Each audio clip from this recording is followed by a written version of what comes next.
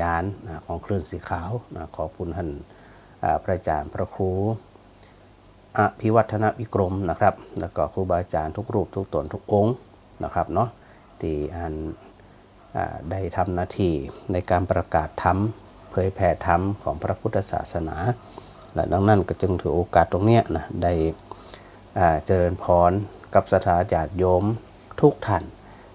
ไม่ว่าจะฟังจากเชียงใหม่เชียงรายหลับปูนเมืองปานเนาะน่านแปร่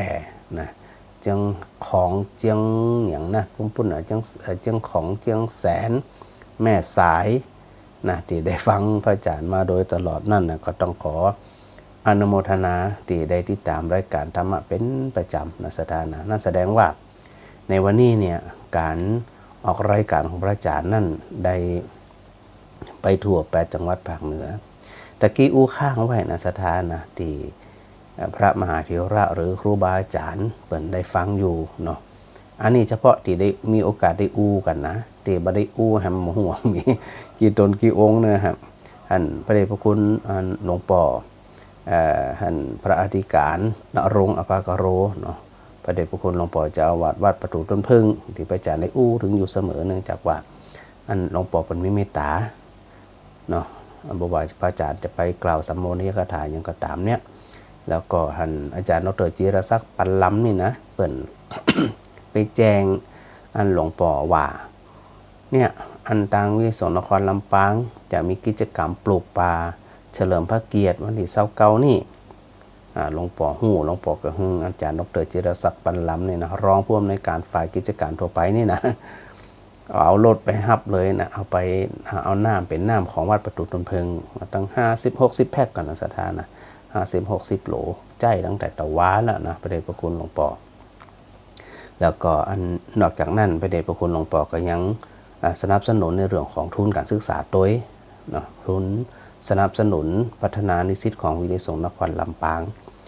นอกจากพระเดชพระคุณหลวงปู่เปิ่นได้ทำบุญด้วยตัวของเปิ่นเองก็ศรัทธาญาติโยมลูกศิษย์ลูกหาที่ไปไหว้ไปสาไปกราบไปสวดมนต์ไหว้พระไปปฏิบัติธรรมกับหลวงปู่ทำวัดเจ้าทำวัดเย็นแทบจะทุกวันนี่นะได้รวมกันทำเขาห้องว่าก็สนับสนุนทุนการศึกษาของวิทยาสงฆ์นครลำปางทุนละ20 บาทนะฮะแล้วก็หลวงพ่อก็ได้ทำมาตลอด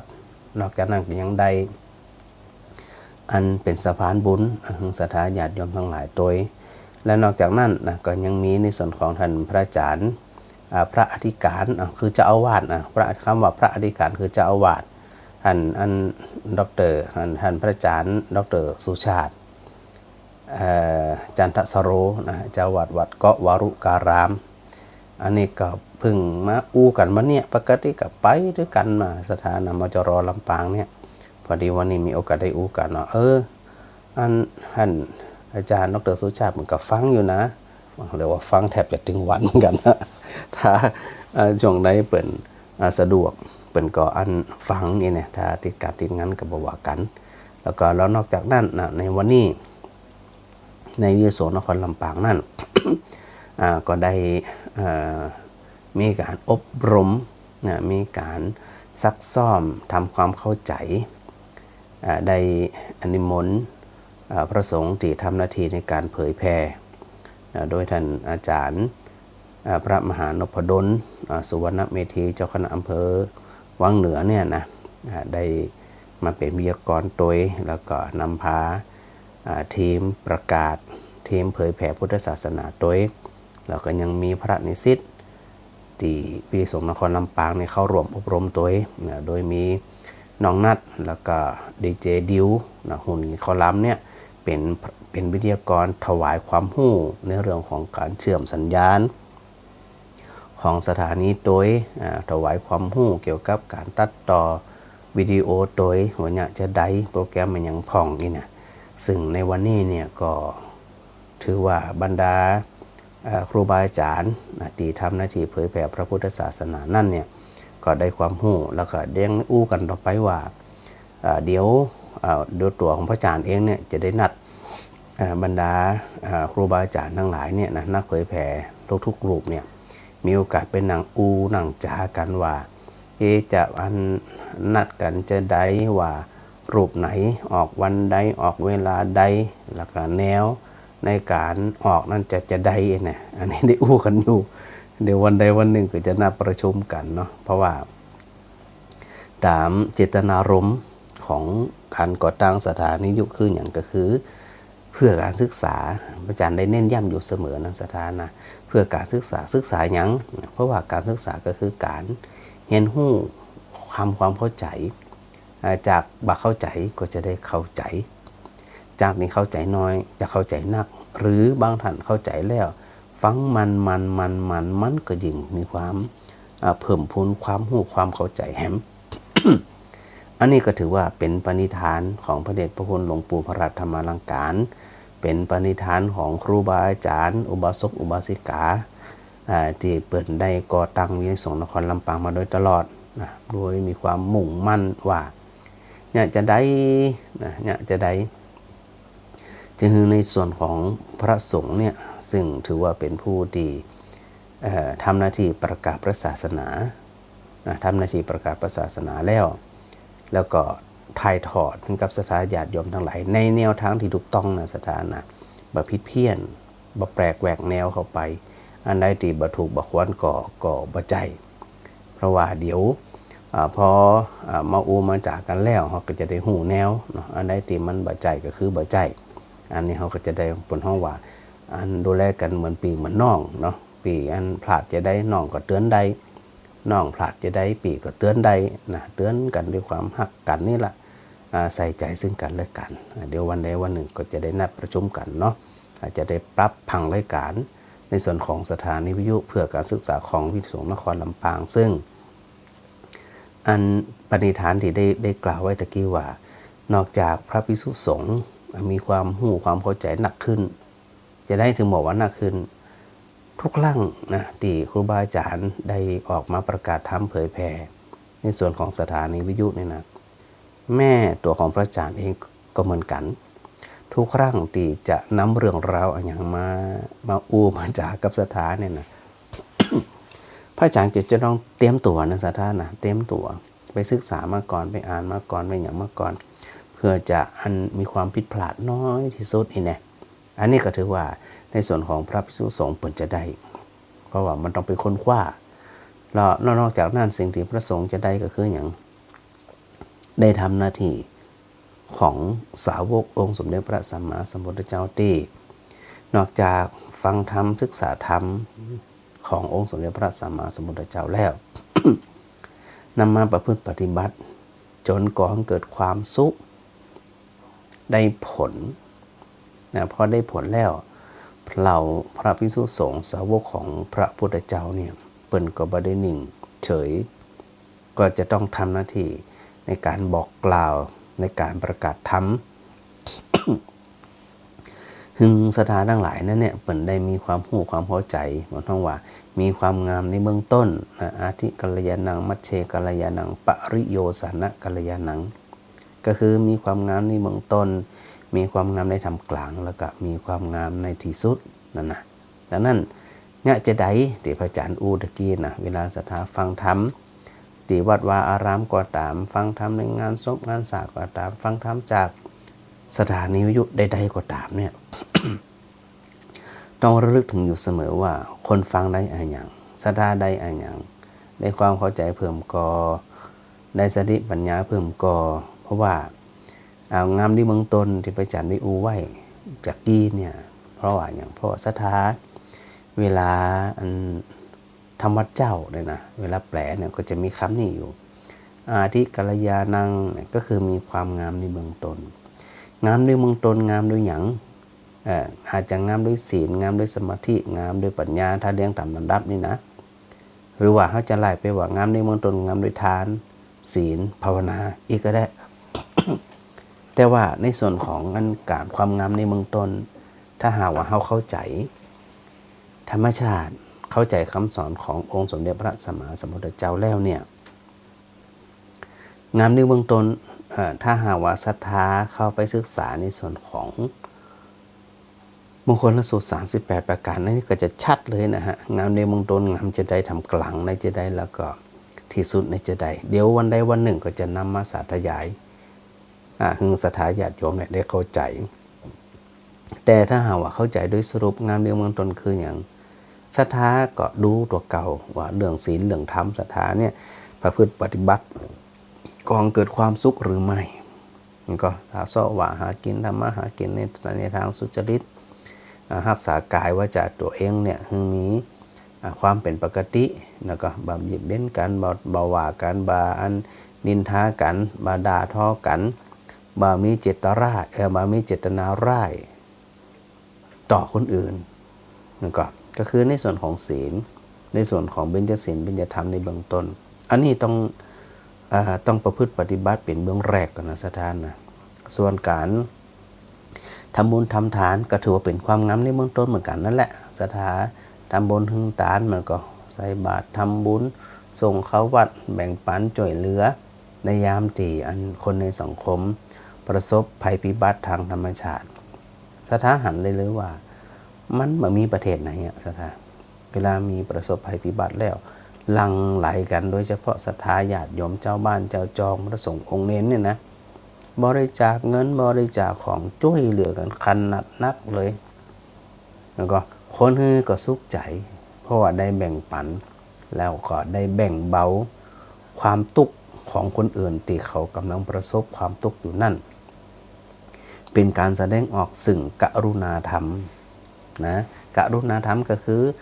ต้องการที่จะให้เขาพ้นจากที่เขาได้รับผลกระทบนั่นส่วนคนที่ได้รับผลกระทบจากภัยธรรมชาติมันมีอย่างอยู่แล้วไฟไหม้ก็ตามแผ่นดินไหวก็ตามน้ำท่วมก็ตาม มันจะมีอย่างที่นี่นะก็พอได้รับบางสิ่งบางอย่างเนาะสตังค์ผ่องเอาปลาอาหารผ่องยุกยาผ่องเครื่องนุ่งห่มผ่องนี่นะชื่นใจละสถาอันนี้เพราะว่างามในเบื้องต้นงดงาม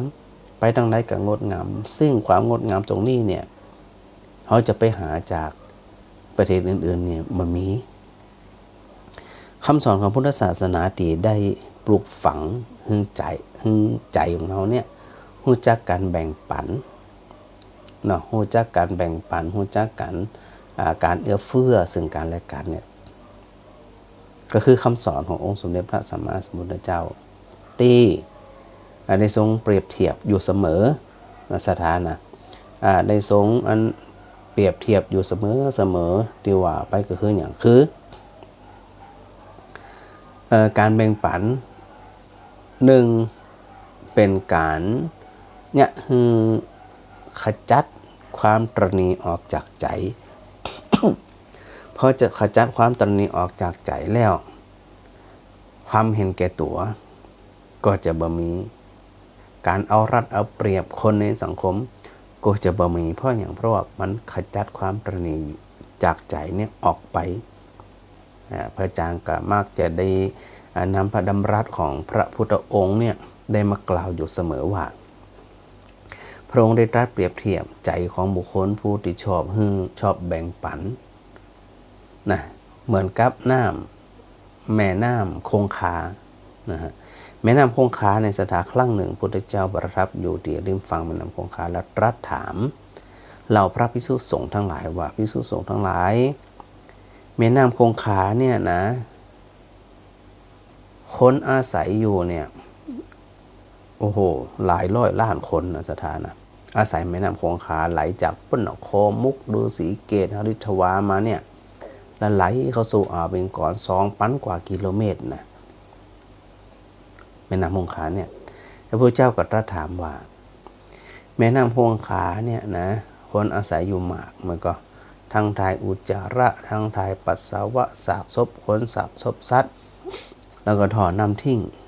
ไหลลงสู่แม่น้ำคงคาอันเกิดจากมนุษย์นะที่อยู่บริเวณอันไกลๆกับแม่น้ำคงคาเนี่ยนะแต่ปรากฏว่าแม่น้ำคงคามันเน่าเหม็นสถาเป็นเรื่องแปลกซึ่งอันนี้ก็เป็นส่วนหนึ่งที่คนมีความเชื่อว่าแม่น้ำคงคามีความศักดิ์สิทธิ์นัยยะของพระพุทธองค์เนี่ยได้ตรัสเปรียบเทียบว่า เหตุที่แม่น้ำคงคาบ้านเนาเหม็นเพราะหยังเพราะแม่น้ำคงคาไหลตลอดตั้งวันตึงคืนบ่เคยแห้งขอด บ่มีที่ว่าแม่น้ำคงคาจะบ่มีสักหยดแห้งแตกขาบนี่มีเลยบ่เคยหันพระอาจารย์ไปอยู่เป็น10 ปีนะสถานนะน้ำไหลเชี่ยวทั้งปี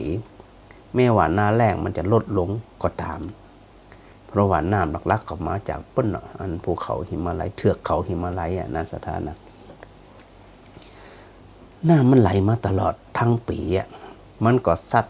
เอาอันสิ่งสกปรกไปติ๊กๆนี่ก็สากซัดสากซบสากขนสากสับปะสับปันอุจจาระปัสสาวะทิ้งลงแม่น้ำคงคาและแม่น้ำคงคาก็ขาไหลนะพัดพาสิ่งทั้งหลายเหล่านี้เข้าสู่อ่าวเบงกอลอ่าวเบงกอลคือที่ไหนอ่าวเบงกอลก็คือปุ้นสถานนะอ่าวเบงกอลก็คือในส่วนของอันทะเลมหาสมุทรนะฮะเรามักจะได้ยินมหาสมุทรอินเดียนี่นะพอไหลไปก็ไปสู่แม่น้ำเป็นทะเลน้ำเค็มมันก็ไปขจัดโรคภัยไข้เจ็บสิ่งเชื้อโรคทั้งหลายเหล่านั้นเนี่ยได้โดยธรรมชาติของมันเองแล้วก็พระองค์ก็ตรัสเปรียบเทียบว่าใจคนก็เหมือนกันอันนี้คืองามแข่งงามในเมืองต้นนะสถานะใจคนก็เหมือนกันว่าถ้าหูจักกันแบ่งปันเอื้อเฟื้อเนาะปรารถนาดีต่อกัน บาขี้จิขี้ทีบาเห็นแก่ตัวบามีความอิจฉาริษยาบาเอารัดเอาเปรียบคนอื่นนั่นใจของบุคคลนั่นบ้านเนาเหม็นฮะบ้านเนาเหม็นเนี่ยนอนเหมือนประดุจดังอันแม่น้ำคงคาตีไหลตลอดทางปีนะสถานะแล้วรัดในมุมกลับกันน้ำได้ก็ตามอันที่บ่เคยไหลเลยมาไหลเข้าแต่บ่ไหลออกเลยนี่นะมันก็น้ำนั่นก็จะเน่าเหม็นแต่หากมีผักตบหนักมีอันสัตว์น้ำหนักซ้ำให้เน่าเร็วเพราะมันมาเคยได้ถ่ายเทจิตคนก็เช่นเดียวกันสถาถ้าหากว่าเขาเป็นคนหันแก่ตัว เอารันเอาเปรียบคนอื่นนะแล้วก็ขี้จำมูเนี่ยนะแน่นอนที่สุดว่าใจของบุคคลนั่นเนี่ย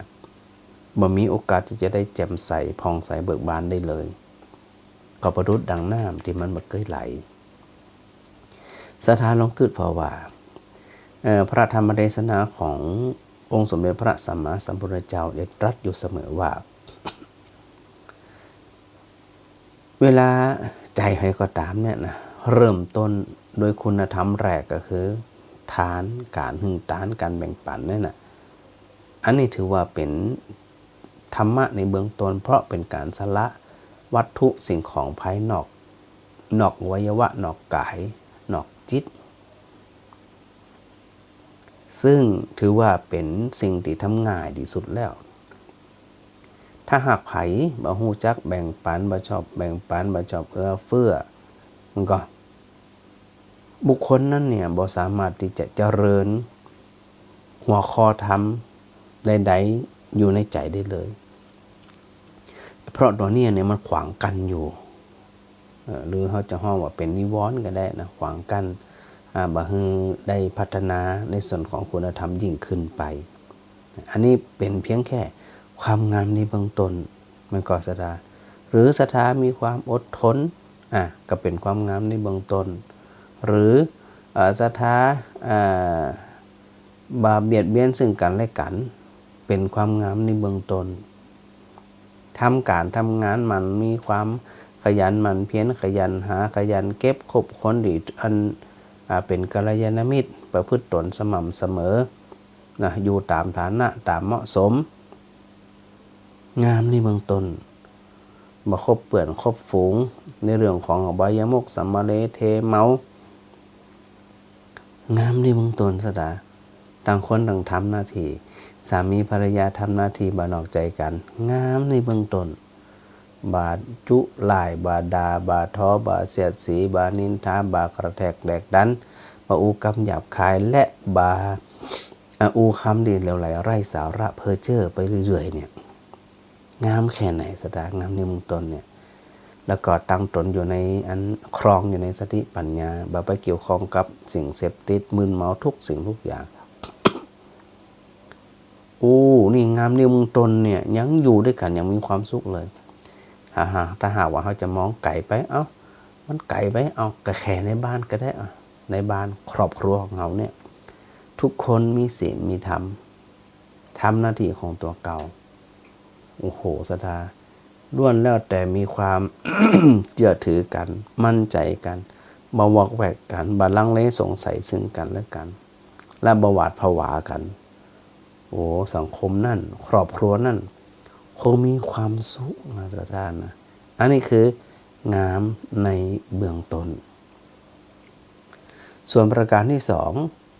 งามในธรรมกลางตะกี้งามในเมืองต้นนี่งามในธรรมกลางนะศรัทธางามในธรรมกลางก็คืออย่างงามในธรรมกลางก็คืองามด้วยสมาธิจิตที่เป็นสมาธินะศรัทธานะคือจิตที่มีความแน่วแน่บ่วอกแวกบ่หวั่นไหวบ่อันโอนเอ็นง่ายๆแล้วก็บ่ซึมบ่เศร้าง่ายๆเพราะมีสมาธิมั่นคงในอย่างแนบแน่นในอย่างแนบแน่นในความดียกระดับจิตสามารถที่จะสร้างสุขโดยปราศจาก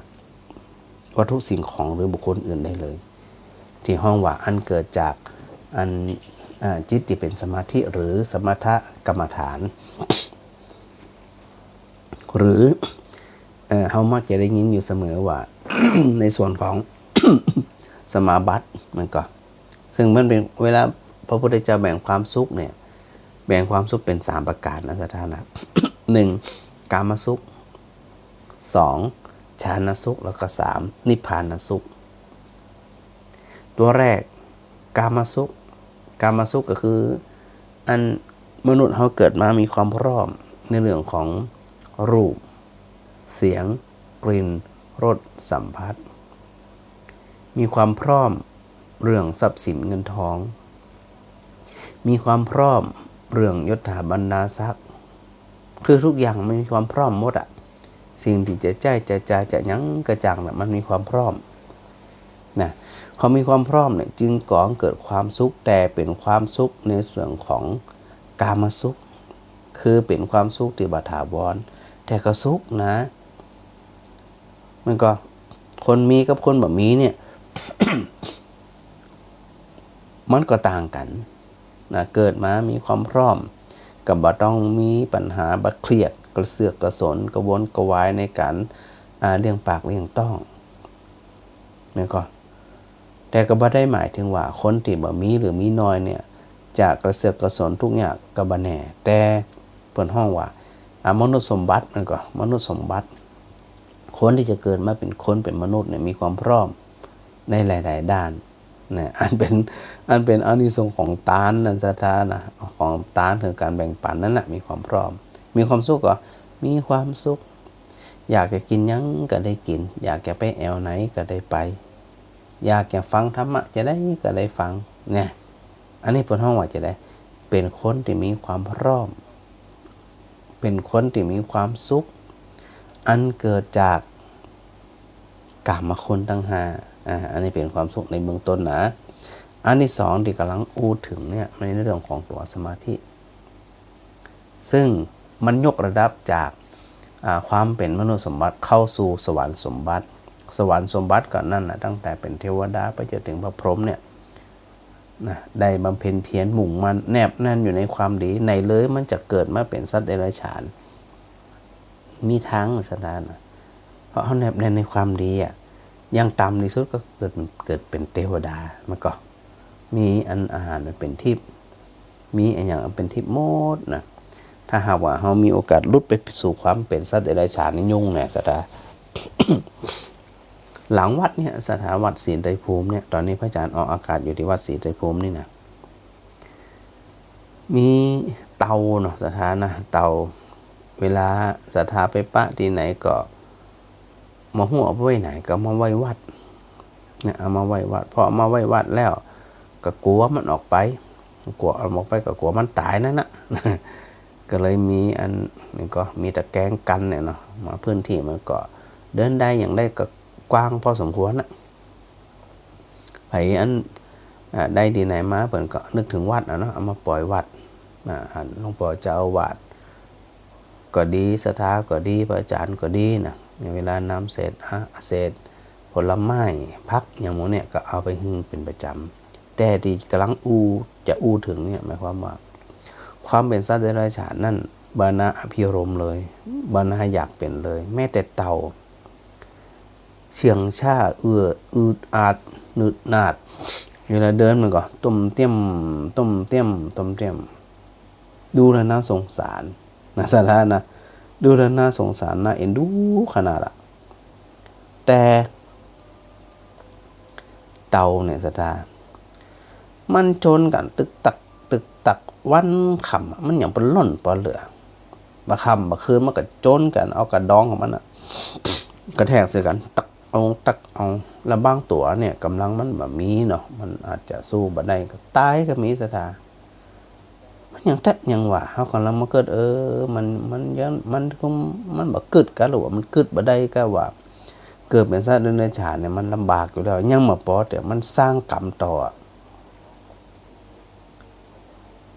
พระอาจารย์ก็คิดว่า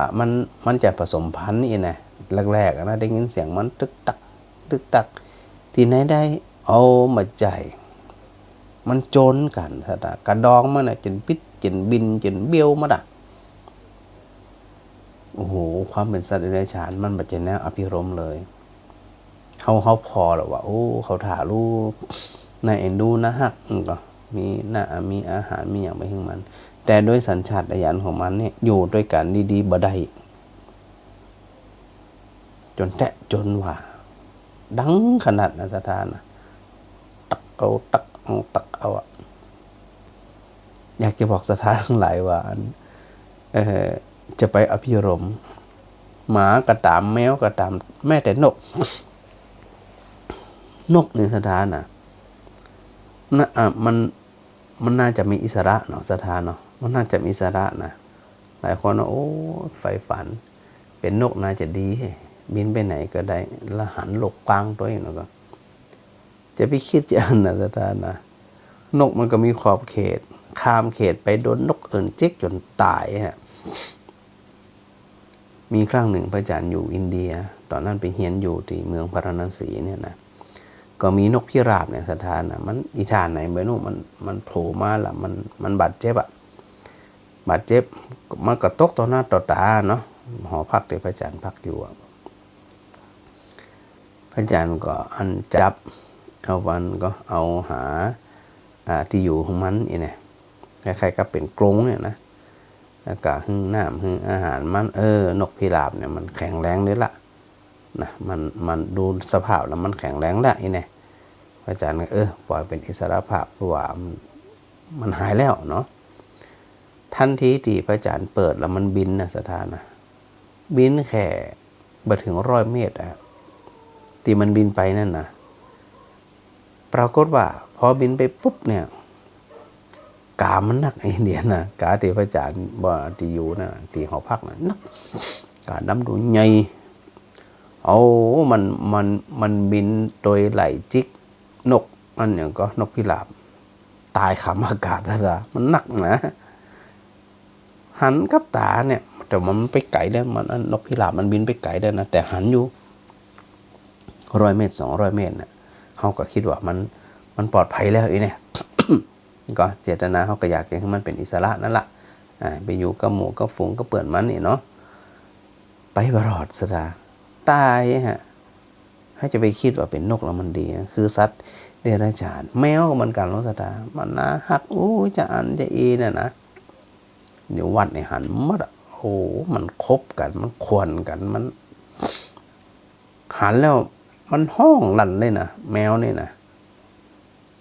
หันแล้วเนี่ยพระพุทธเจ้าบอกว่าอบายภูมิเนี่ยอย่าได้ไปเกี่ยวข้องอย่าได้ไปใส่ใจอย่าได้ไปสนใจก็ต้องพยายามตัวเก่าเนี่ยว่าต้องมีความงามในเมืองตนก่อนเป็นอันดับแรกหมาก็เหมือนกันนะสุนัขหรือหมาเนี่ยแต่นั้นเขาก็หันนะสนะรู้พอละบางทีมันเกิดมาด้วยกันแต่พอเขาห้องน้ำเนี่ยขนาดแยก จานแยกถาดแยกอย่างมันตึงไหวครบกันจนมันเลือกอาบอัสดานี่เนาะปนห้องว่าความเป็นสัตว์เดรัจฉานนกหนูปูปีกก็เหมือนกันแล้วฝนตกอย่างสะปะสะปันหันแล้วก็อย่างตีอันปรากฏในคำสอนมันก็สถาว่าอบายภูมินั่นอย่าได้ไปของแวะไม่ว่าจะเป็นเปรตเป็นอสุรกายเป็นสัตว์เดรัจฉานเป็นสัตว์นรกนี่นะอย่าได้ไปใส่ใจอย่าได้ไปของแวะ อันนี้ยกตัวอย่างตีได้หันพระอาจารย์ก็เข้าใจนะว่าอันสถาญาติโยมที่ฟังรายการอยู่เนี่ยคงจะมีประสบการณ์ในลักษณะเช่นนี้ไปมาลามมาถึงคนเนี่ยสถาคนบ่มีสติสัมปชัญญะบ่มีอันตัวสมาธิแนบแน่นอยู่ในความดีแนบแน่นอยู่ในศีลอยู่ในธรรมอ่อนไหวพอมีอารมณ์อย่างกระตามเข้ามากระแทกจิตไปเป็นละ เดี๋ยวจังเดี๋ยวเครียดเดี๋ยวอิจฉาเดี๋ยวริษยาเดี๋ยวโมโหสัพพะสัพปันเผลอไปมาเนี่ยสภาพจิตของเฮาแต่ละคนจะกลับไปสู่ความเป็นสัตว์เดรัจฉานกันได้หรออันนี้ถือว่าบ่คุ้มเนื้อสถานเนี่ยบ่คุ้มเลย ต้องแนบแน่นอยู่กับคุณงามความดีตีมห้องว่าตัวสมาธิจิตพลังจิตบนห้องว่าพลังจิตพอจิตมีพลังแล้วมันมาหวั่นไหว มาหวั่นไหวแบบไหนมาหวั่นไหวที่จีว่าเวลาคณะติสมมุติเขาจะทำความดีเนาะอย่างเดียสถาเขาจะทำความดีอย่างสักอย่างเนี่ยแต่ว่ามีคนมาว่าเนาะมีคนมากันแหนมีคนมาตักเนี่ยมาทำสักกรรมเนี่ยจิตตัวนี้พุทธเจ้าก็พึงระวังนะว่าเมื่อใดก็ตามถ้าจิตคิดอยากจะทำความดีทำทันทีถ้ามาจะจิตติบดีมันมีกำลังมันเข้าแทรกอันนี้ก็อาศัยพลังแห่งสมาธิโดยอาศัยพลังแห่งสมาธิตัวนี้จิตมันต้องตอมมันต้องเป็นสมาธิถ้ามาจะเขาก็บ่สามารถที่จะเนี่ยความงามในธรรมกลางนี่เกิดขึ้นได้เลยในสถานะบ่สามารถที่จะเกิดขึ้นได้เลยเพราะบ่สามารถที่จะเกิดขึ้นได้เลยแล้วก็เขาก็เป๋ละบ่มีความนักแน่นจิตใจบ่แนบแน่นอยู่ในคุณงามความนี้โอกาสที่จะเข้าไปสู่ความสุขระดับที่สองก็คือความสุขอันเกิดจากฌานสมาบัติหรือความสุขอันเกิดจากใจมาเกี่ยวข้องล่ะคนอื่นจะชอบบ่ชอบจะจังบ่จัง ฝนจะตกฟ้าจะห้องแต่ว่าสามารถฝึกจิตอันเป็นสมาธิของตัวเองได้เกิดสุขได้เลยหวั่นไหวนะที่นี่สร้างจิตคือมีสมาธิสร้างจิตมีความแน่วแน่พอจิตมีสมาธิมีความแน่วแน่ปั๊บได้โอกับสถาอยู่เสมอนะว่าที่เฮาตุกโดยตลอดนั่นเนี่ยเพราะจิตเฮาบ่เป็นสมาธิจิตมันสัดสายจิตมันพล่านไปรับอารมณ์ทั้งหลายอดีตอารมณ์ที่เป็นอดีตถึงชอบถึงจังถึงหักถึงหลงถึงเกลียดมันแบบเข้ามาจิตใจเนี่ยหึงใจกระเทือนหรือคิดไปตั้งหน้าก่อนเกิดตัวสังขารคิดปรุงแต่งมันจะต้องเป็นจะอันมันต้องจะเป็นจะอีโดยเฉพาะสถาญาติโยมทั้งหลายตีอันอยู่คนเดียวหรือว่าอยู่สองเท่าอีกนะ ถ้าบาอันฝึกตัวสมาธิแกร่งนี่นะก็เนี่ยหึงใจเนี่ยอ่อนไหวเหมือนกันมีโอกาสเป็นโรคซึมเศร้าได้มีโอกาสเมื่อร้อยได้มีโอกาสหม่นหมองได้นะท่านนะแต่นั้นจะต้องฝึกตัวสมาธิตัวต้องเพิ่มกำลังเข้าไป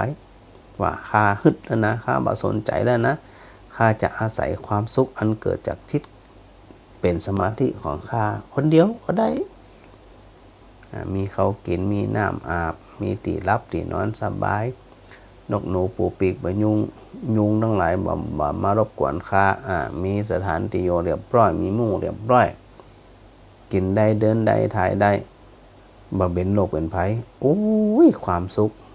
ขในเบื้องต้น แล้วก็สุขในทำกลางที่ว่าต้องอาศัยความเพียรพยายามอย่างยิ่งยวดเหมือนกันแล้วก็ความเพียรพยายามแบบต้องหมั่นทำแล้วทำแหมทำแล้วทำแหมนะสถานะอาศัยความตัวหนึ่งตัวอันนี้จึงจะเกิด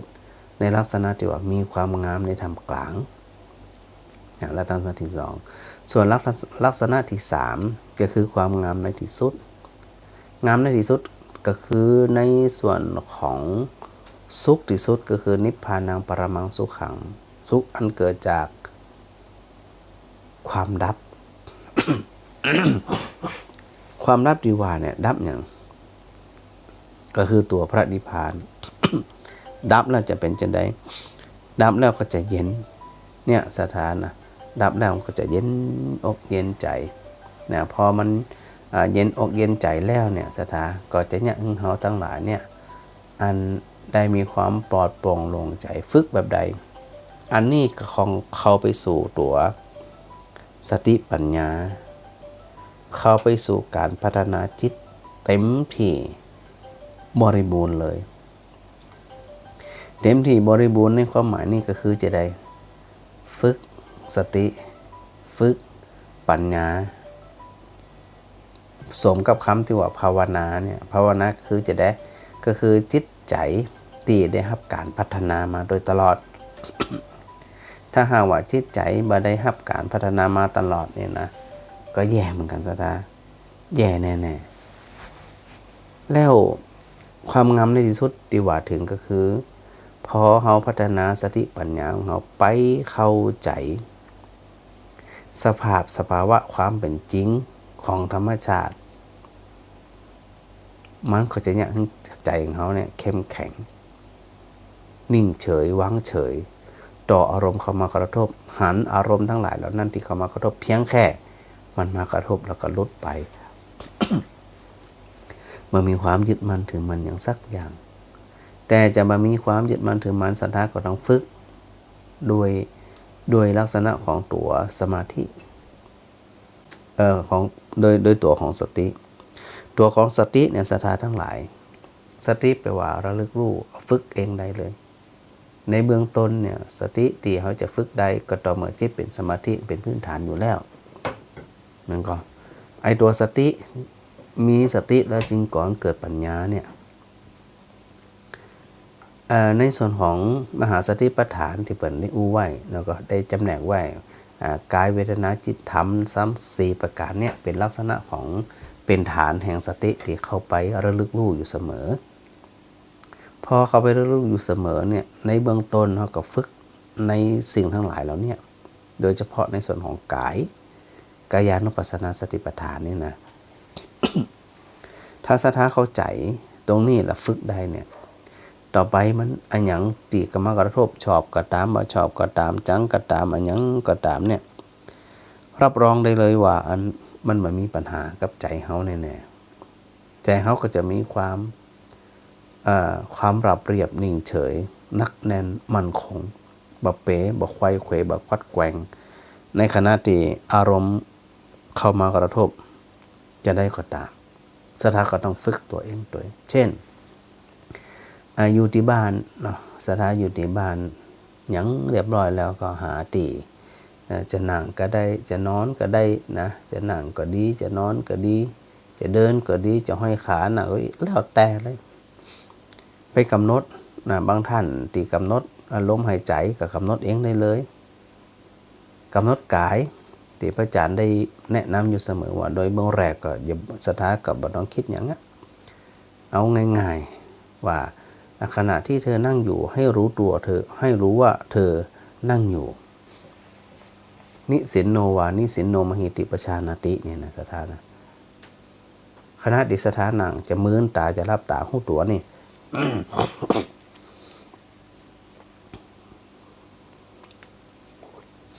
ศรัทธาหูตัวว่าขณะนี้ศรัทธานั่งบ่จะยืนบ่จะเดินและบ่จะนอน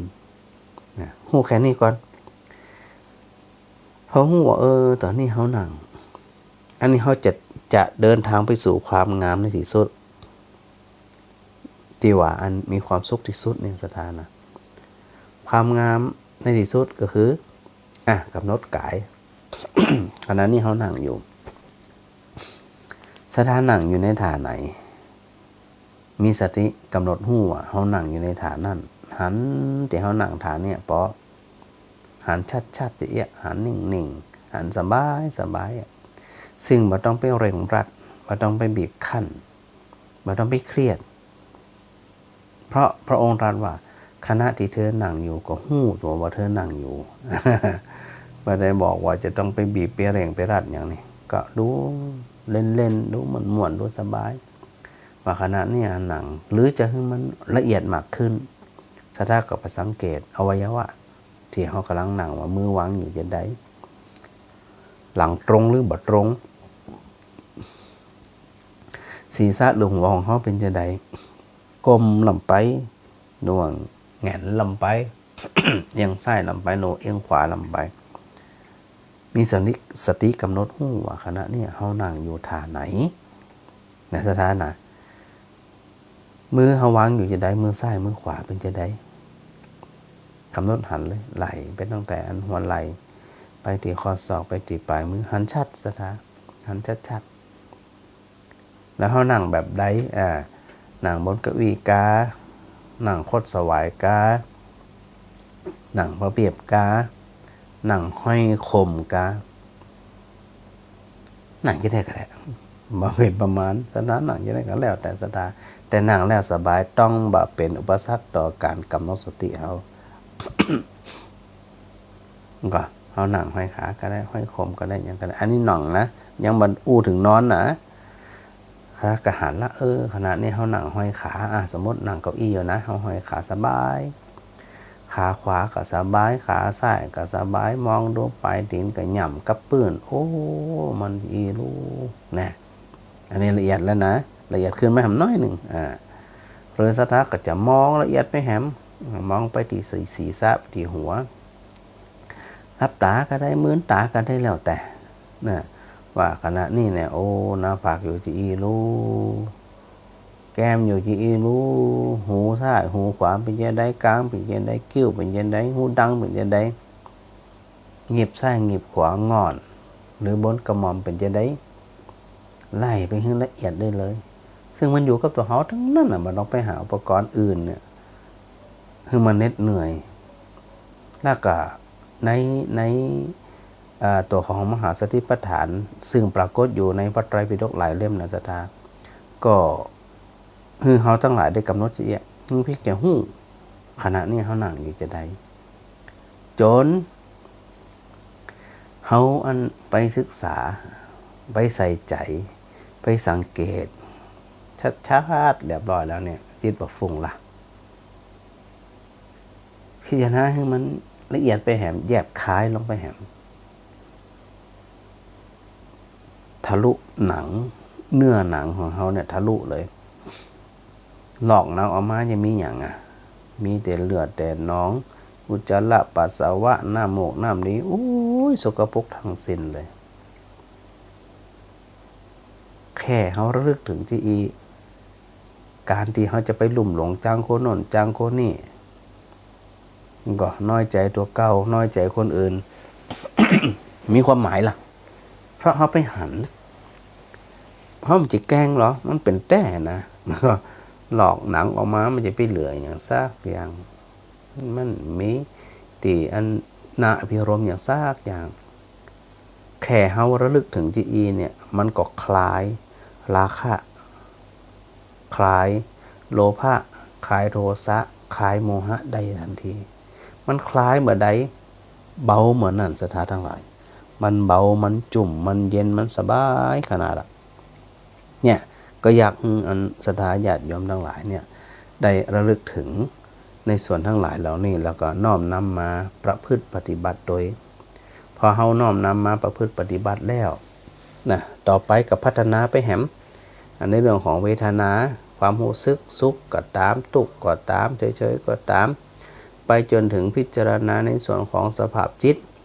ตใจหดหู่เศร้าหมองแจ่มใสเบิกบานมีราคะบ่มีราคะมีโทสะบ่มีโทสะมีโมหะบ่มีโมหะโอ้สติไปกำหนดหันชัดเพราะกติไปกำหนดหันชัดมันเหมือนกับการหู้เท่าทัน พอไปหู้เถ่าทันแล้วโอ้สถาบวัดวันนะที่นี่ปองมันมากระแทกจะได้กับว่าวันไว้ไม่ก็หู้ละนี่แน่เพราะโดยสภาพของคนที่ศึกษาธรรมใส่ใจธรรมเข้าใจธรรมนั่นเปิ้นจะมุ่งตรงนะสถานนะมุ่งตรงที่ว่าอันเขาจะก่อเกิดความงามในที่สุดใดจะใดปริโยสานะกัลยาณังเนี่ยแล้วต้องฝึกฝนเองทำเองทำบ่อยๆทำมันตามกำลังของแต่ละคนด้วยนะตามกำลังกายตามกำลังสติปัญญาของแต่ละคนด้วยบางคนกำเดียวก็เข้าใจบางคนก็ต้องอาศัยวันเวลาบางคนอาจจะเมินหน่อยแต่ทั้งนี้ทั้งนั้นมันบ่เหลือวิสัยของใครสักคนนะด้วยความอุตสาหะวิริยะภาคเพียรแล้วก็ถ้าหากว่าเฮาได้ระลึกถึงจีอีแล้วก็น้อมนำมาประพฤติปฏิอีนี่นะเขาจะหู้ถึงความหมาย คำสอนขององค์สมเด็จพระสัมมาสัมพุทธเจ้าว่าอัศจรรย์จริงนักศรัทธาและหึงผลทันทีบ่ร่างรอเวลาว่าอันวันผูกก่อนจะหึงผลมันพอมาสักกำก่อนอย่างไง มีนี่ก็มันเกลือนะกินมาได้เค็มเหมือนนั้น น้ำตาลกินมาได้หวานเหมือนนั้นมะนาวกินมาได้ส้มเหมือนนั้น ก็มันความดีอะศรัทธามันก็หึงผลแบบตรงๆอ่ะหึงผลตรงเลยแต่ปัญหาก็คือเขามักจะกล่าวอยู่เสมอว่าทำความดีแต่บ่ได้ดีเราก็ต้องพิจารณาของเขาด้วยนะทุกคนหรือไม่ทำดีนั่นนะทุกเวลาหรือไม่ทุกคนหรือไม่ทุกเวลาหรือไม่และทำต่อเนื่องหรือไม่มันต้องมีองค์ประกอบตัวแต่ทั้งนี้ทั้งนั้นเขาก็จะต้องทำต่อเนื่องหรือไม่นี่พระอาจารย์อุตกีนะอย่างนั้นเขาความดีมันจะทำครั้งเดียวทำวันเดียวจะหึงได้รับอานิสงส์ของความดีไปตลอดจากปัจจัยติดหนึ่งนี้7 วันน่ะทำความดีวันเดียวอ่ะแล้ววันอื่นมาทำอ่ะสตาหรือทำชั่วอย่างเงี้ยนะโอ้มันจะไปหันผลจะได้อ่ะแต่ทั้งนี้ทั้งนั้นเปิดกับเบิ้งเฮาเนี่ยไปใส่ใจสนใจจนเกินไปว่าอันการทำคุณงามความดีเนี่ยอานิสงส์ของความดีก็คือความสุขทั้งใจปัญหาของเขาทั้งหลายนี่ก็จะไปหวังพิษคว้าพิษเข้าใจว่าคำชมน่ะเป็นผลของความดีสิ่งตอบแทนที่เขาทำไปน่ะเป็นผลของความดีซึ่งเป็นเพียงแค่ผลพลอยได้ของแถมไม่ใช่ของแท้คืออย่างทำไปสุขใจไป คุณธรรมเกิดจากใจเขาสุขใจตัวเดียวเขาอันนั้นคือเป็นของแท้ทำเมื่อใดสุขใจเมื่อนั้นจะไปเอาผลพลอยใดเนี่ยมาเป็นตัวลักจะไปเอาของแถมมาเป็นตัวลักก็คือตัวลักทำความนี้เมื่อใดสุขใจเมื่อนั้นคนจะชมมาชมกระจ่างเตะเขาก็จะหันหลายๆครั้งเพราะว่าอันหลายๆคนที่ทำความดีทุกดาก็มีปัดเลยอย่างนี่ก็ทุกอิจฉาก็มีปัดเลยอย่างคนที่ทำคุณงามความดีนั่นน่ะมันธรรมชาติธรรมดาแต่ถ้าเขาฝึกสติเขามันจะจ่วยเขาได้สตาจ่วยเขาได้หันได้อย่างใดอย่างนั้นนะดังนั้นพระอาจารย์ก็ได้ถือโอกาสนำสาระธรรมมาจะมาคุยกับศรัทธาญาติโยมทั้งหลายที่บ่ได้รับเบอร์ศรัทธาก็เพื่อที่จะอันคือการอธิบายของพระอาจารย์มีความต่อเนื่องโดยเนาะแล้วก็คือศรัทธาญาติโยมเนี่ยมีสมาธิในการฟังแล้วก็เกิดความเข้าใจได้จะใดก็ถือว่าเป็นประโยชน์ของศรัทธาญาติโยมทั้งหลายเนาะในส่วนของศรัทธาที่ฟังอยู่แต่ใดก็ตามนะฮะหลายท่านที่ยังบ่ฮู้เบอร์ของพระอาจารย์เตื้อก็เตรียมปากกาเตรียมสมุดเตรียมดินสอนะเข้าใจนะหลายท่าน เพิ่นจดบ่ทันนะจดฟังพระอาจารย์เนี่ยบางทีฟังอันก็วันหนึ่งจดได้ตัวหนึ่ง วันหนึ่งจดได้ตัวหนึ่งนี่กว่าจะได้ครบกับปัตตาฟัง7 ครั้งบ่น่ะมันใจ10 ครั้งบ่น่ะครบ7 ตัวครบ10 ตัวนี่นะเตรียมไว้เรียบร้อยนะเบอร์โทรของอาจารย์คือ0 8 6 8 3 4 9 2 6 0เอากำนะ0 8 6 8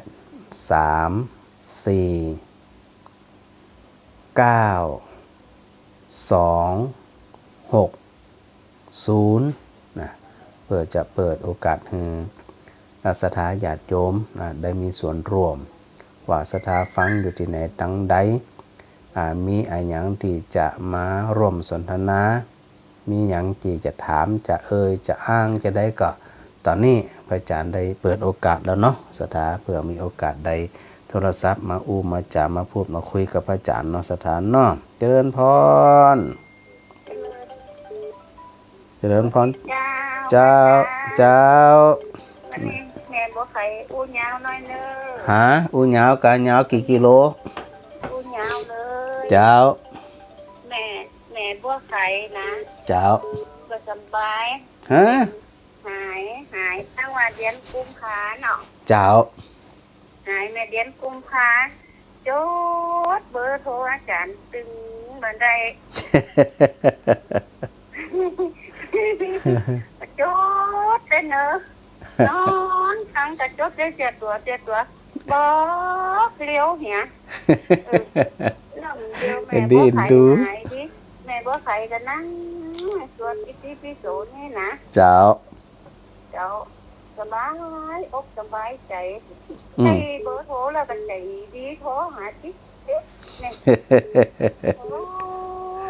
บัดเดี๋ยวนี้ได้มาแล้วบอกจ้ามันนึงเป็นจะอันน่ะนะมันนึงเนี่ยหาน่ะเนาะแม่เนาะเดี๋ยวแม่ก็ใส่หนังเขานะเจ้าvà nónยังกูเจียนอนเอามันอ่อนแล้วเดี๋ยวนี้หนังเอามือขวาทับมือซ้ายกินซ้ายทับขวาตอนนี้สบายดีแล้วเนาะตอนนี้เนาะเจ้าดีแล้ววันขำสองมันต้นของทั้งสองเสียออกไว้เอวหาไผ่เนาะไว้ก็เป็นเสี่ยงนะเจ้าก็ดีละรักษาตัวอยู่บ้านตัวปลอดโควิดตัวนะแม่เนาะลืมวันผูกวันผ่านนะยังก็เอาดอกเอาต้นอันนี้ก็พูดพาไปถ้าพุทธะพาไปธรรมะพามาสังฆะปัญญาเก็บบักเก็บใบไปนิพพานก่อนเนอะลาดอกลาใบไปนิพพานก่อนเนอะอย่าจะจำมาได้แล้วอันก็พูดพาไปโถปามาพุทธะปามาธรรมะปาไปสังฆะปัญญาลาดอกลาใบไปนิพพานก่อนเนอะเจ้าก่อยฟังไปเดี๋ยวจำไปทีละน้อยจากแล้วคนหามาได้ยันหนังสือเป็นอย่างก่อยฟังไปเจ้าโอ้มาจากนี่ตึงจะโอเคจะได้กะว่าถามกันตั้งวันอยู่แล้วนะแม่เนาะได้ทำบุญสูนการไปกับพระวันนาที่ยังหอมพระอาจารย์กับพระวันนาเกิดไม่เห็นจากถ้าได้เกิดของนี่ก็หยาปัญญาเนาะเจ้าสาธุเจ้าสาธุเจ้าสาธุต้นไม้นี้เปลี่ยนละเจ้าบนหักษาเนอเจ้าสาธุเจ้าฮัลโหลสาธุวันชนะอยู่ดีมีสุขลูกวันนี้มีอย่างถามฮะยังก็วันที่เช้าเก่าเช้าเก่าจะได้ลูกมีคนเท่าขึ้นรถของมีคนเท่าขึ้นรถนี่ลูกป้ากันเป็นหลายๆกันอันกิจกรรมปลูกปลาเนี่ยนะวันศุกร์ที่เช้าเก่าเนี่ยนะลูกนะโอเคจะได้เดี๋ยวอันปัญหาไปถามวันหลังนะลูกนะสาธุเดี๋ยวปะกันมันฮื้อเนาะสาธุลูกสาธุโอ้วันชนะขวัญใจของเยมอนฮัลโหลไว้สาเจ้าไผที่ไหนตั้งใดอยู่บนสาเจ้า สาวสมภพชื่อหยัง เจ้าจือกำ เออ ไอ้กำบุตตาก ะ แล้วก็อันนี้ก็พังว่าได้ทุกศูนย์ทุกองค์อ่ะ นั่นบัดได้ฟังพระอาจารย์สักเตือกะ ฟันกะ พระอาจารย์อยู่นิคมเนี่ยพระอาจารย์คนมันเป็นนะ เจ้าเอามันเป็นดีเหรอ อดีตคนมันเป็น อยู่นิคมนี่ เจ้าอันใจกันเนี่ยนะ นั่นนะกะอันนี้แม่กั้มเนาะ เจ้าไม่ก อืม ำไม่กำอยู่บนสาสมกเนี่ย อ๋อมันสาศพหกนะ เจ้า ฟังรายการยังไงแม่กั้ม ทำรายการนะ ฟังสถานีอย่าง เจ้า อ๋อดารุณีเนาะโอเค เจ้า โอเค สาธุได้หูจักกันแม่กั้มเนาะ เจ้าย าว บุตตาย าว สาสมก สาธุ ขอเจริญพร ขอเจริญพร สาธุ ขอไว้ขาเด้อ สาธุแม่สาธุ เจ้า สาธุ ไว้ขาเจ้า สาธุเจ้า เจ้า เจ้า เจ้า เจ้า ฮัลโหล ไว้สาเจ้า เจ้าไปก็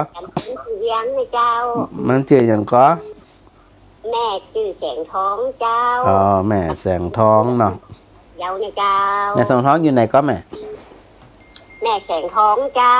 นั่นน่ะอยู่ไหน ทั้งสถานีขุนหักพะเยานะเจ้า อ๋อแม่ นะเจ้าก ะแม่อยู่ที่ไหน อยู่อันพะเยาก็อยู่ไหน ฮะ แม่แสงทองอยู่ไหน อยู่บ้านปางตำบลคือเวียงเจ้า คือเวียง อืม บ้ บ้านปางตำบลคือเวียงเจ้า มันอยู่ตรงไหนบ้านปังนี่ เจ้า พะเยาก็แม่ ดอกคำไตเจ้า โอเคสาธุ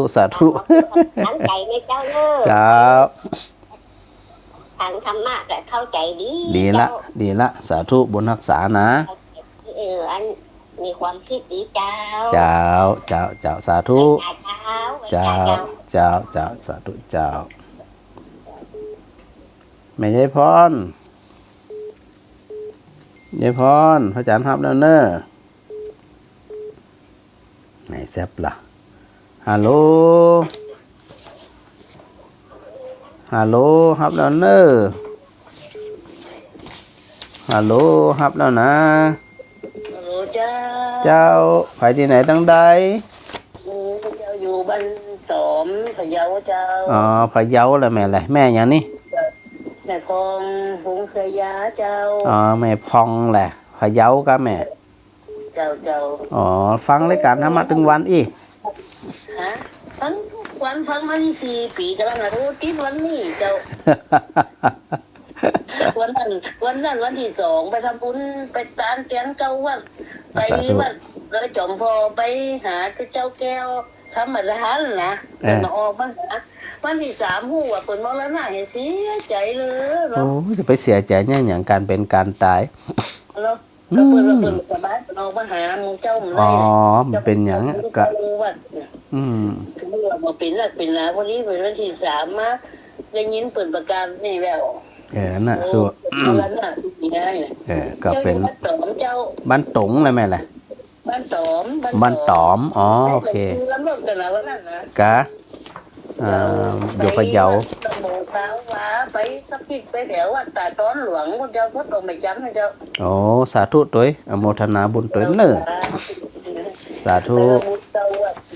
เจ้า มีโอกาสจะได้อันนั้นกันเนาะแม่เนาะ สาธุเจ้าสาธุ บุญหนักบุญหนาทุติด สาธุ เจ้า สาธุเจ้าแม่ยายพร มาแต่กลางเจ้า เจ้าแม่ยายพรอยู่ไหนก็ อยู่บ้านอยู่ร่องวัดแดง กะอยู่ตั้งใดอะลองบดแดงเนี่ย ร่องแดงข้างวัดเนี่ย อ๋อ วัดร่องวัดแดงนะ ลองบดแดงอันจะอำเภอหยังจะวัดหยัง อำเภอจันทแปงอ่ะ อ๋ออยู่สันกำแพง เจ้าเอาคือเจ้าคณะอำเภอจันทแปงนี่แหละ กะยาประยุกต์อ่ะ เจ้าเราฟังถึงวันเราเป็นจะได้พ่องฟังแล้วเป็นจะได้พ่อง วางลงมาเนี่ยแบบนี้เจ้ากี่องค์กี่ เออเข้าถ่าโลโอ้เข้าถ่ามีอยู่ดีมีสุขฟังแล้วมีความสุขดีนะเจ้าอ๋อจานมหาสมชาติเจ้าอันนี้เจ้าอันนี้พระอาจารย์ดรพระมหาบวรวิทย์เนอะเจ้าคนนี้เดินโอ้จดไปนั่นสมัครอันก็เปิดใหม่อ่ะเจ้าเดี๋ยวละสาธุแม่สาธุ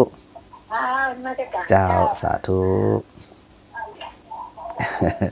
อันต้องอันขออภัยสถาด้วยนะโทนนักนะจันก็ดันผ่องมาดันผ่องฮัลโหล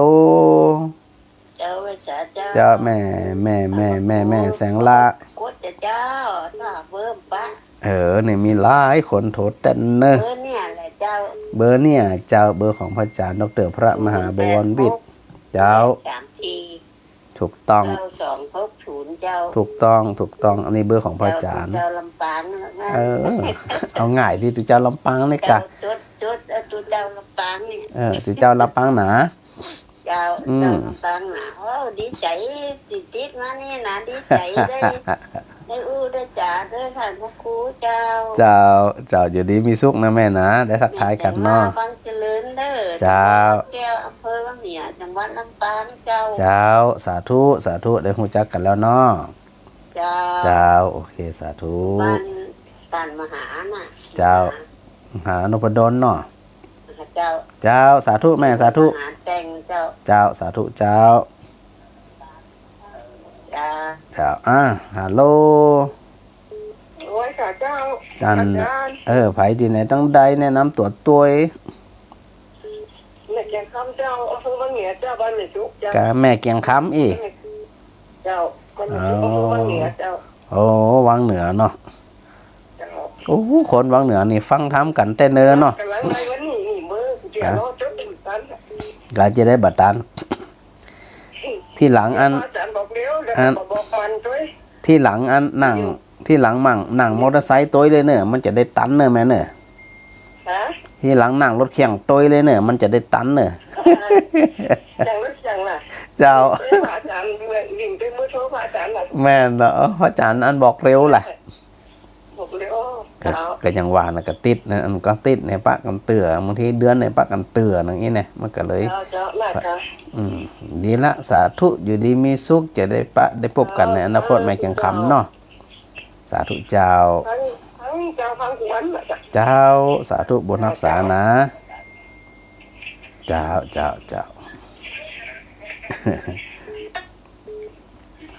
ฮัลโหล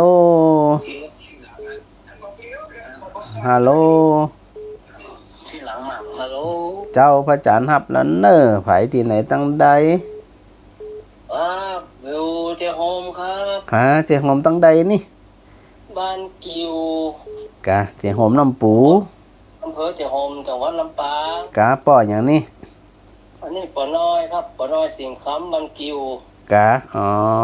ป่อน้อยสิงคำพื้นนะกะครับเป็นยังไงพ่องอยู่อันนี้บ้านเพื่อเจโฮมนะป่ะเนาะครับพระอาจารย์ก็อยู่เจโฮมนะบ้านเดิมพระอาจารย์อยู่บ้านแป้นนะอยู่บ้านแปนกะแม่นบ้านแป้นใหญ่มาอยู่นิคมเพ่นิคมเกี่ยวลมเพ่กะอันนี้ก็อยู่วัดบ้านดอนไซบ้านกิววัดของอาจารย์เสวกดีละสาธุถือโอกาสได้ทักทายกันในเบื้องต้นนะปอนอสาธุโอ้กันคนหน่อยหันใจร้ายท่านฮัลโหลไปช้าพระอาจารย์เจ้าแม่ฟังอยู่เนอะแม่หยังแม่เลี้ยงฉันต่อเจ้าตำบลหลองข้ออำเภอวังเหนือจังหวัดลำปางเจ้าหลองข้อหลองข้อโอ้ยคนแถววังเหนือนี่มาฟังทำกันดิเตะฮะเจ้าเนี่ยอันวังเหนือนี่จัดหลายแล้วนี่นะเจ้าแม่อยู่บ้านเซนต่อเจ้ากะฟังถึงวันเลยกะธรรมะนี่ฟังถึงวันทุกเจ้าทุกข้ามาฟังทุกตัวทุกองค์เจ้าสาธุบุญรักษาเนาะแม่เนาะเดี๋ยวอันทักทายกันในเบื้องต้นเจ้าสาธุฮัลโหล ฮัลโหลฮับแล้วนะหายหา นมัสการหลวงพุทธะเจ้า ป่อหยัง ปล่อยอินจันทร์บันเนี่ยสุกวังเหนือครับ โอ้ยป่ออินจันทร์ ฟังตะวะฟังทุกขั้นทุกหุนนะครับ กะโอ้แล้วก็อัน กดจะได้ที่มันแต่อันเท่าได้ เอ็นดูเป็นที่เอ็นดูสถานแตะกดอันเต้นเนอเนาะดีละได้อัน ดีใจด้วยได้โทษทีนะ ดีละพระอาจารย์ว่าคนมันเป็นไม่เห็นฟังเลยกะเนี่ยพระอาจารย์คนมันเป็นน่ะนะมหาโทรมาสักคนเลยโอเคป่ออันทักทายกันในเมืองต้นเนาะสาธุสาธุฮัลโหลฮัลโหลหับแล้วเนอ เจ้าแก่ไว้สันเจ้า เจ้า จ้า แม่หยังแม่หยัง บ้านศรีละพรศรีเตี้ยบ้านโฮงละปูนเด้อ อ๋อบานโฮง โอ้โหได้เบอร์วันนี้กูพูดนั้นเต็งแล้วมันมาดานเจ้า อันนี้แม่หยังก็แม่หยังก็ เบิกเบอร์เบิกเบอร์เบิกเบอร์ทีๆหน่อยเจ้า เอ็ดดูแต่ ช่วย แต่ ได้คำตัวสองตัวน่ะ ที่หลังต้องคืนเครื่องบินน่ะตัวอ่ะอันนี้แม่หยัง เด้อ แม่ ความยำแรงนี่นะ แม่หยังก็ แม่สุกแก้วบ้านศรีละพร โอเค ศรีเตี้ยบ้านโฮงละปูนเด้อ เจ้าละปูน จ้า ดี ติด ละ ตามอยู่เด้อกูพูดกับฟังนั่นนะมันโจดเบอร์บัตรตามเจ้า เดี๋ยวจะทยอยบอกนะแม่เนาะ มาเดี๋ยวนี้เมมไว้แล้วเจ้า เจ้าสาธุสาธุเจ้า จ้า เจ้าเจ้า ฟังอยู่เด้อกลับไว้สาเด้อ สาธุสาธุ เจ้า เจ้า อันเดี๋ยวพระอาจารย์อันนึงก็จังหวะไผจังหวะมันน่ะที่นี่นะฮัลโหล เจ้ากลับไว้สาเจ้าท่านบ้านจ้า เจ้า ในคำนวณเทศอนเจ้า แม่คำนวณเจสอนดินด เจ้า อืม เมื่อได้ฟังเตี่ยเนาะ ำกันนั่นนะอันพระอาจารย์ก็ยังงงว่าสถานีของลำปางเนี่ยของวิเศษนครลำปางจะได้ไปบ่ถึงวังเหนืออีเนี่ยบ่ได้บ่ถึงอันเนี้ก็เจสอน เจ้ามาถึงใจวันเทียแต่เนาะ ก็ว่านะขนาดแปะเปิ้นนี่ได้ยินน่ะละปูนบันโฮงก็โตกหัวจ้างมันยังได้ยินอีเนี่ย อ๋อ กำเป็นหยัง ก็ ก็ ได้ยินเลยก็ได้เงินเลยได้ยินเตี่ยนี่ นั่นน่ะกะแต่โอ้โหโอกาสละอันก็7 วันปะกันเตือก็ยังดีลุ้นเนาะ เจ้าอันนี้เหมือนกันเทียกาเหมือนอะไรเนาะ นั่นน่ะกะประมาณเหมือนแล้วเนาะบ่ได้อันออกนี่เนาะกำเป็นหยังก็ว่ากันปะกันมาได้ก็ว่ากันมานั่นอีเนี่ย เจ้าอันธรรมะก็สาระไปสาระนักเลย ได้ เจ้า ได้เจ้าสาธุเอาไปประพฤติปฏิบัติกันตัวเนาะแม่เนาะ เจ้า เจ้าสาธุสาธุสาธุสาธุ อันหลายคนหลายท่านมันโทรแล้วกันนะสถานนะว่าเพราะว่าสถานโทรมานักขนาดฮัลโหล โอ้ยสาเจ้าสาจาร เจ้าแม่หยังนี่ เป็ดของแรงเมื่อนั้นเย็นก็เพิ่มยังฟันถึงวัดลำปาง อ๋อแม่กองแรงนี่เคยโทรมาแล้วเนาะเมืองปานเนี่ยนะแม่เนาะ เจ้าที่ต่างฟังตลอดทุกฝนทุกโอ้ทุกคืน ดีกะแล้วมันได้ประโยชน์จะได้อ่ะ นอนจุ่มแล้วพอก ะฟังทำนะมันได้ประโยชน์จะได้นี่ระหว่างมาสักหน่อยหรอ โอ้เข้าใจดี เข้าใจดีอี อย่างเขากับผมสว่างได้หมด โอ้จากมันบัดรับเหมาะอีเด้อน่ะ เจ้ากินอิ่มนอนรับ ดีแหละเป็นบุญอโรคยาปรมาลาภาเจ้าสาธุเจ้า ฮัลโหล จ้าบริษัทเจ้า เจ้า ฮะไผที่ไหนตั้งใดว่ามาตัวย นายเจ้าออนไลน์อยู่บ้านนายวังเหนือเจ้าจังห โอ้ วัดลำปางเจ้าก ะเราจะได้พ่องฟังประจำเลยแม่แหละ เจ้าทั้งทุกคนทุกองค์เลยเจ้า แล้วมีความสุขจะได้ฟังแล้วนี่ฮะ อ๋อฟังแล้วก็มีคนสุขอ่ะ กะ แน่ ได้ เนี่ยมาติดงอมแงนเด้อ อันมีหลายคน ติดทับมากงอมแงนเลย ที่เปิดห้องว่าอันเนี่ยก็มีความใคร่ในธรรมอีกอย่าง ฟังธรรมแล้วมันมีความสุขและเป็นประโยชน์เนาะฟังแล้วมันบักเครียดนี่นะ มันร้อนร้อนสบาย นี่แหละเปิดห้องว่าอันหาที่จังที่เปิ่งกับตัวเก่าสาธุนะแม่นะ เจ้า สาธุ กำ เจ้า ลังใจเจ้า เจ้าสาธุแม่บ่เงิน แม่บ่เงินคน ภาษาเจ้าท่านอาจารย์เจ้า คนเมืองพาน แหนมบัวเร็วป่ะ ฮะแม่ก็ แหนมบัวเร็ว พระอาจารย์จับอันจดผิดจุดถูกลงมาเดี๋ยวนี้ แหนมบัวเร็วเจ้า เจ้า ท่านอาจารย์อธิบายว่าธรรมะนี่เข้าอกเข้าใจดีผู้ยังท่านโยมแม่นี่ใจดีป่ะเด้อ โอ้เนี่ยเปิดห้องว่าเป็นอานิสงส์บ่ต้องรอบ างคำท่านอาจารย์มาเหมือนแม่โยมแม่ทำอ่ะ มันเหมือนกับพระอาจารย์โดยตรงเองเนาะ เจ้า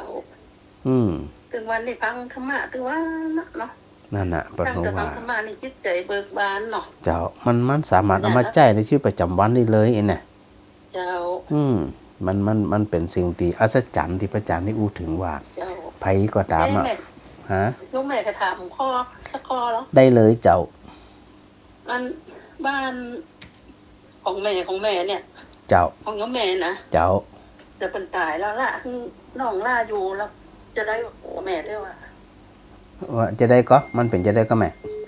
มันเวลาลูกน้องสาวผัวแม่ตายเนี่ย เออ ผัวพี่แม่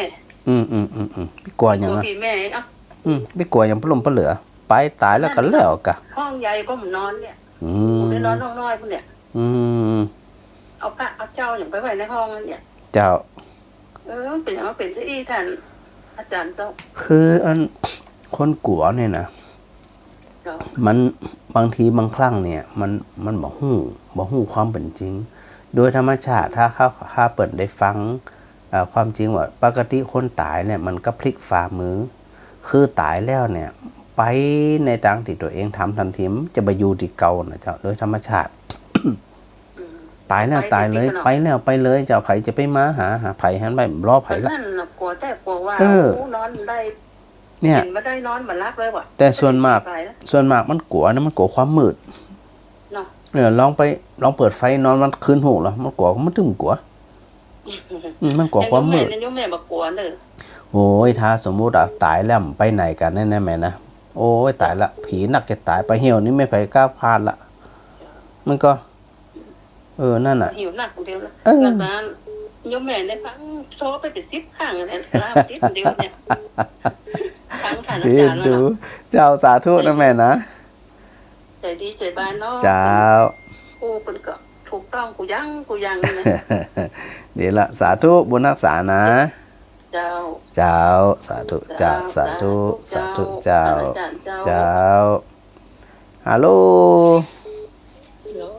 แม่ก็วางแก้เนาะบ่ได้ก็บ่ตันเขา แม่หยังแนะนำตัวตุ้ย แม่ร้อยเจ้าแม่ร้อยแม่สองเจ้า แม่หลายเมืองสองอยู่แปะเนาะ เดียวบรรณาให้เดียวเจ้า อย่าแผลเอาอันเสียงชัดดีกว่าแปะนี่ เจ้า สองแปลงอันแม่ฟังอันฐานีจารุณีเนี่ย อ๋อ วัดตะขุนนี่เจ้าก ะชัดดีแหละแม่แหละ เจ้าสัตว์ดี ฟังธรรมเป็นยังไงพ่อง แม่ฟังกูวันเนาะแม่โทรบ่ตันเขาเดี๋ยวก็หมดเวลาละเงี้ย ก็เนี่ยอันจะได้มานำฟังกันหลายเนาะนี่ขนาดว่าอันก็ฟังกันทั่วนะนี่นะ แม่ก็นั่งฟังนี่วันเสาร์แม่ไม่ได้ฟังวันเสาร์แม่จะไปปฏิบัติธรรมวัด อ๋อนี่ขนาดพระอาจารย์อันก็ อันจดตันผ่องบัดตันผ่องนะเนี่ย นี่ว่าอันกาจ่าน้อยเลยจดได้ ดีละสาธุบุญรักษานะแม่นะเจ้า สาธุ เจ้าฮัลโหลฮับแล้วนะอ้าวลุดไปเหี่ยเรียบร้อย อันก็ศรัทธาโทรกันขนาดนักเลยนะศรัทธานะกันเนื่องจากว่าอย่างที่บอกว่าอันในส่วนของการฟังธรรมของศรัทธาญาติโยมเนี่ยนะฟังกันหลายที่หลายแห่งแสดงว่าศรัทธาสนใจแต่ฮัลโหล ครับกองนมัสการด้านมหาเจ้า เจริญพรอยู่ที่ไหนจังใด อยู่เจซ่อนครับ เจซ่อนนี่บัดได้ เจซ่อนฝนได้ฝนเจซ่อน กะอ๋อปน้อยพ้นเนาะ ครับ แล้วฟังถึงวันก็ป่อ ลองสัตว์ดีเด้อครับเด้อ จะสาธุ ครับขอเป็นกำลังใจนะครับเด้อ สาธุ เป็นกำลังใจต่อกันสาธุสาธุโอเคสาธุฟังกันคนละน้อยละน้อยว่ากันไปฮัลโหล ให้กาเจ้า เจ้าชื่ออันหยังแนะนำตัว อยู่เมืองคานเจ้า อยู่เมืองพานชื่อแม่หยัง แม่ใส่บัวเจ้า เขาแม่ใส่บัวนี่คนบักเก่าแตะแม่ใส่บัวนี่นะเมืองพานนะแม่เนาะ เจ้า ฟังถึงวันกะธรรมะนี่ เจ้าฟังทุกครั้งเลยเจ้า แล้วมันได้อย่างขึ้นมาฟังธรรมะนี่ฮะได้อย่างขึ้นมานี่ฮะ ก็ได้หลายอย่างเจ้าจิตใจมันก็ต้องสงบอยู่ดีแล้ว โอ้รับดีอีก เจ้า รับดีจื่นใจเจจื่นใจบ้านเอ็นะแม่เนาะ เจ้า เนี่ย ฟัง ฟัง แม่อาจารย์นะฟังของ กะ แม่อนงนะ อ๋อคลื่นแม่ขจานปุ่นอะไรแม่แหละ เจ้า เขาถ่าลงอันนะแต่เสียงชัดเจนดีมันก็ ชัดเจนเลยเจ้า เนี่ยอันเปิดห้องบาอันเวลาฟังธรรมพระอาจารย์อันพอจัดรายการเนี่ยจะถึงหัวโอ้สถาปออกไม่ออกบาสุบาสิกาเป็นฟังทำกันขนาดนี้เนี่ย แต่ละหาได้เบอร์โทรเนี่ย เจ้าเดี๋ยวจะพยายามบอกมันนะแม่เนาะ เจ้า สาธุเจ้า เจ้า สาธุสาธุฮัลโหลฮัลโหลฮับนะเนอะ นมัสการเจ้า เจ้า ติ๋มอยู่บ้านโมงหลับปูนเนอร์ แม่ก็ ติ๋ม แม่ติ๋มบ้านห้องละปูนบ้านอุโมงค์ บ้านอุโมงค์ละปูน บ้านอุโมงค์หลับปูน ฟังคลื่นไหนได้ไหม ขึ้น104เจ้า 104ฟังทำตลอดเลยกันนี่ฮะ อยากฟังตลอดถ้าทุกตนทุกองค์เจ้าก ะมันม่วนจะได้ฟังทำนี่มันดีจะได้นี่ มันสบายอกสบายใจเนอะสิ่งที่เราเคยเครียดเคยขึ้นอย่างหุบไปเลยอะกะ เจ้า ฟังแล้วมันทำสบายอกสบายใจขึ้นอย่างกะ นี่แหละเปิ่นถึงหวานได้ประโยชน์ทันทีทันใดอะเนาะ เจ้าวันใดถ้าไม่ได้ฟังก็ม่วนเนาะ คื เตือน อ 42เปิดละ กะ วัดมันเตยน้อยเพิ่งยังเปิดเนาะ โอ้ เปิดเจ้าอย่างกะ กะ เจ้าเจ้า เขาถ่าโลอันน่ะสถาฟังกันนักกันหลายนะแม่เนาะ โอ้ฟังจันนักอ่ะ อืม เดี๋ยวนี้ก็โพสต์มาหาท่านเนี่ยบอกว่ามือโปรแป๊บนึกว่าอันปัจจัยอันมีวาสนาได้โทรหาท่านเหมือนกันเนาะ อันนี้อันตีโทรมานี่นะมาฮับบัตรตานจัดนักอะแม่เนาะโอเคได้อันทักทายกันแม่ เจ้า เจ้า สาธุแม่สาธุ เจ้า เจ้า เจ้าสาธุนะเจ้า เจ้า โอ้ โอ้โหโทรกันนักกันหลายฮัลโหล กล่าวนมัสการเจ้า เจ้าเนี่ยพระอาจารย์น่ะฮะ โพธารามเลยเจ้า อยู่ไหนก็ สีโพธารามเจ้า แม่หยัง แม่สุแก้วคำอ้วนเจ้า แม่สุกแก้วคำอวนโพธารานอยู่แต่ใดนะ สีโพธารามอยู่ยังเนื้อเจ้า ยังเนือง เจ้าอำเภอสระปีเจ้า ยังเนืองสารปีนี่ เจ้า อย่างกันนงวานนะอันมันก็เวลาบอกมันบันอย่างเดียวนี่จำมาได้เลยนะอยู่แต่ใดนี่นะ เจ้า ถ้าบอกอำเภอเนี่ยโอ้ สระปีเจ้า กันอันหมูเรื่องกับฟังอันได้กันนะมาเมื่อละกะ เจ้าแม่ได้โทรหาท่าน2-3 รอบแล้วเจ้า นั่นน่ะมันโจทย์พระอาจารย์กับโจทย์เบอร์บัตรตันเนี่ยไผเป็นไผบ่ฮู้นั้นนักขนาดโดยเฉพาะวันพุธนี่นะ รอบไปนะ กะวันเนี้ย เดี๋ยวพระอาจารย์ดูแล้วบ่ได้รับแผมจัดนักอ่ะอันที่เพิ่นจะโทรมานี่นะ เพราะว่าเอาเท่าแล้วเนาะ เจ้า ก็หานี้แล้วเจ้า มันเป็นตีปึ่งเนาะมันเป็นตีปึ่งในวาระสุดท้ายเปิดเฮาว่าหาเสบียงทางของหมู่เฮาทั้งหลายเนี่ยสะสมไว้เนาะ เจ้า ถ้าเฮาบ่สะสมไว้มันจะไปจะใดอ่ะเนาะแม่เนาะดีละบุญรักษาเนอะ เขาไปยืนรอคิวแล้วอย่างได้บอกโอ้ อันเปิดเฮาว่ากดรอคิวไว้เนาะแม่เนาะ รอคิวไว้แล้วเจ้า นั่นน่ะ โอ้ ได้ละสาธุด้วยเนอะ สาธุเจ้า เจ้าบุญรักษาตัว ก็เข้าใจนะสถานะอันที่เป็นอันได้โทรมาเนาะได้โทรมาแล้วก็อันจังหวะฮัลโหลเจ้าไปที่ไหนตั้งใด จำลำปางมันกับเจ้า เจ้าตุเจ้าลำปางหนา เจ้าไปนี่ก็ว่าฟังเมื่อได้เจ้าว่าโหเป็นนั่นเบอร์ของเบอร์อันใดอันนี้วันนั้นละจ้ะ อันนี้ไผ จากแม่สีจันทร์บ้านห้วยส้มตำบลเจดีย์หลวงอำเภอแม่สวยจังหวัด อ๋ เชี อย งรายจ้า อยู่แม่สวยเจดีย์หลวงนี่ก็คืออันแม่สวยกะ เจ้าอำเภอตำบลเจดีย์หลวงอำเภอแม่สวยเจ้า นิว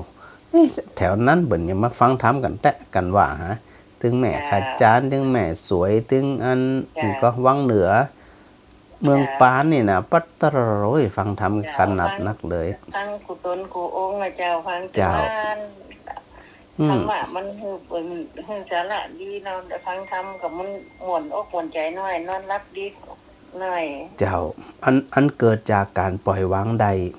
เนาะ จ้า เพราะว่าปล่อยวางใดทิ้งใดมันก็มีความสุขแล้วเองนะชีวิตเฮาเนาะสาธุเจ้าแม่ ฟังเนี่ยจ้า เจ้า เจ้าฮัลโหล เจ้าก็กระดานเจ้า เจ้าพระอาจารย์จดบัตรตันแล้วเนอะไปเป็นไผนี่นะแนะนำตัวตัวอยู่ชื่อหยัง เจ้าไม่เป็นสูงอยู่อันเจ้าหูไม่แต่งเจ้า แม่จันสมอยู่แม่แตงเนาะ เจ้า เราเป็นจะได้ฟังจากคลื่นไหน เจ้า คลื่นไหนแม่ เจ้า ฟังแม่ฟังคลื่นคลื่นจันสมแหละ เจ้า อืม สมมุติมันต้องไม่แต่งเลยเจ้าก ะฟังถึงวันอีก เจ้า ฟังเมื่อเมินแล้วยังธรรมะนี่ฮะฟังธรรมะมาเมินแล้วยัง เมื่อนะเจ้าฟังผู้ดูผู้องค์นะเจ้าก ะมันม่วนจะได้ฟังธรรมเนี่ยมันดีจะได้นี่ มันหวานใจเจ้า ม่วนใจนี่เนาะ ที่ความสุขดีเจ้า เนี่ยนะความสุขจะไปหาที่ไหนเนาะอันนี้อันตุเจ้ามาเตะขำบานทึงนี่นะเนาะ เจ้า เจ้าดีละได้หูจักมาคนกัน จดบัตรตัะค่ะ ฮะจดบัตรตานี่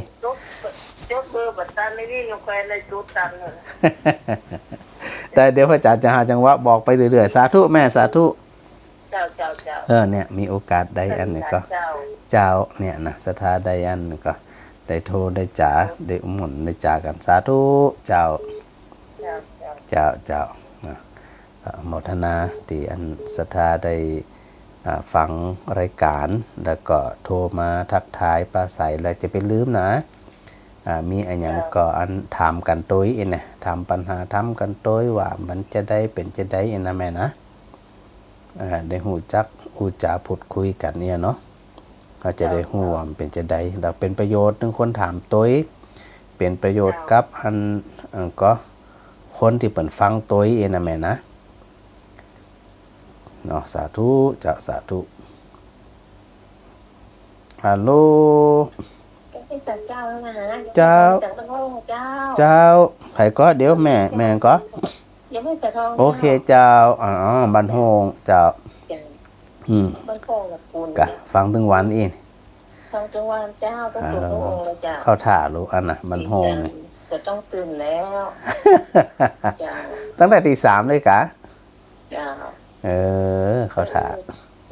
แต่ก็อันรับกี่โมงอะนี่ฟังแล้ว ก็4 ทุ่มเนาะทำมาจบ อ๋อ จบ แล้วก็อันเขารับเขานอนนี่เนี่ย เจ้า ดีละสุขสบายดีเนาะจะได้กระทักทายกันนอนกันเนาะแม่เนาะ เจ้า เจ้าสาธุเจ้า เจ้าโมทนาเจ้าสาธุฮัลโหล กราบนมัสการเจ้า แนะนำตัวตัวอยู่ตั้งใด เวลาทองนั่นไปยิ้วเจ้า อันนี้เป็นข้ามหาบวรวิทย์กับเจ้า ถูกต้องเจ้า ว่าแล้ว ว่าแล้ว ไม่ครับยังคืบใจว่าจะถามพระมหาสมชาติว่าท่านพระมหาบวรวิทย์เป็นหายไปไหน มาหายไปไหนอ่ะอันมาหายไปไหนอ่ะนี่มป้นควงแก้วทั้ง3นี่แหละเจ้า แม่จะพาฟังทุกวันพูดกันอย่างไม่ได้ยินออกอีกเนาะ อันมันบางทีมันอยู่ในช่วงของการปรับผังรายการของคลื่นสีขาวบนตัวอย่างตัวเอกเจ้า เจ้า แล้วก็ ไม่ว่า ปรับ จะ กัน มา ไป เติมตั้งเสียงปากว่านี่แน่นะเดี๋ยวก็หาเบอร์จากพอตีเจอเบอร์ ดีละฟังอันอยู่ที่ไหนก็แม่อยู่อันอำเภอไหนก็ ไปนิ้ว อ๋อปังนิ้วนี่เวียงปะเป้านี่มันได้ เราว่าไปนิ้วเลยเจ้าก ะโอ้ยแถวนั้นเปิ่นยังฟังค้ำกันดีแต๊ะเนาะแม่เนาะ แต่บ้าพรนะกับเจ้าว่าจับกัน โอ้น่ะก็น่ากับฟังทำกัน เนี่ยพระอาจารย์นึงบอกว่าอัน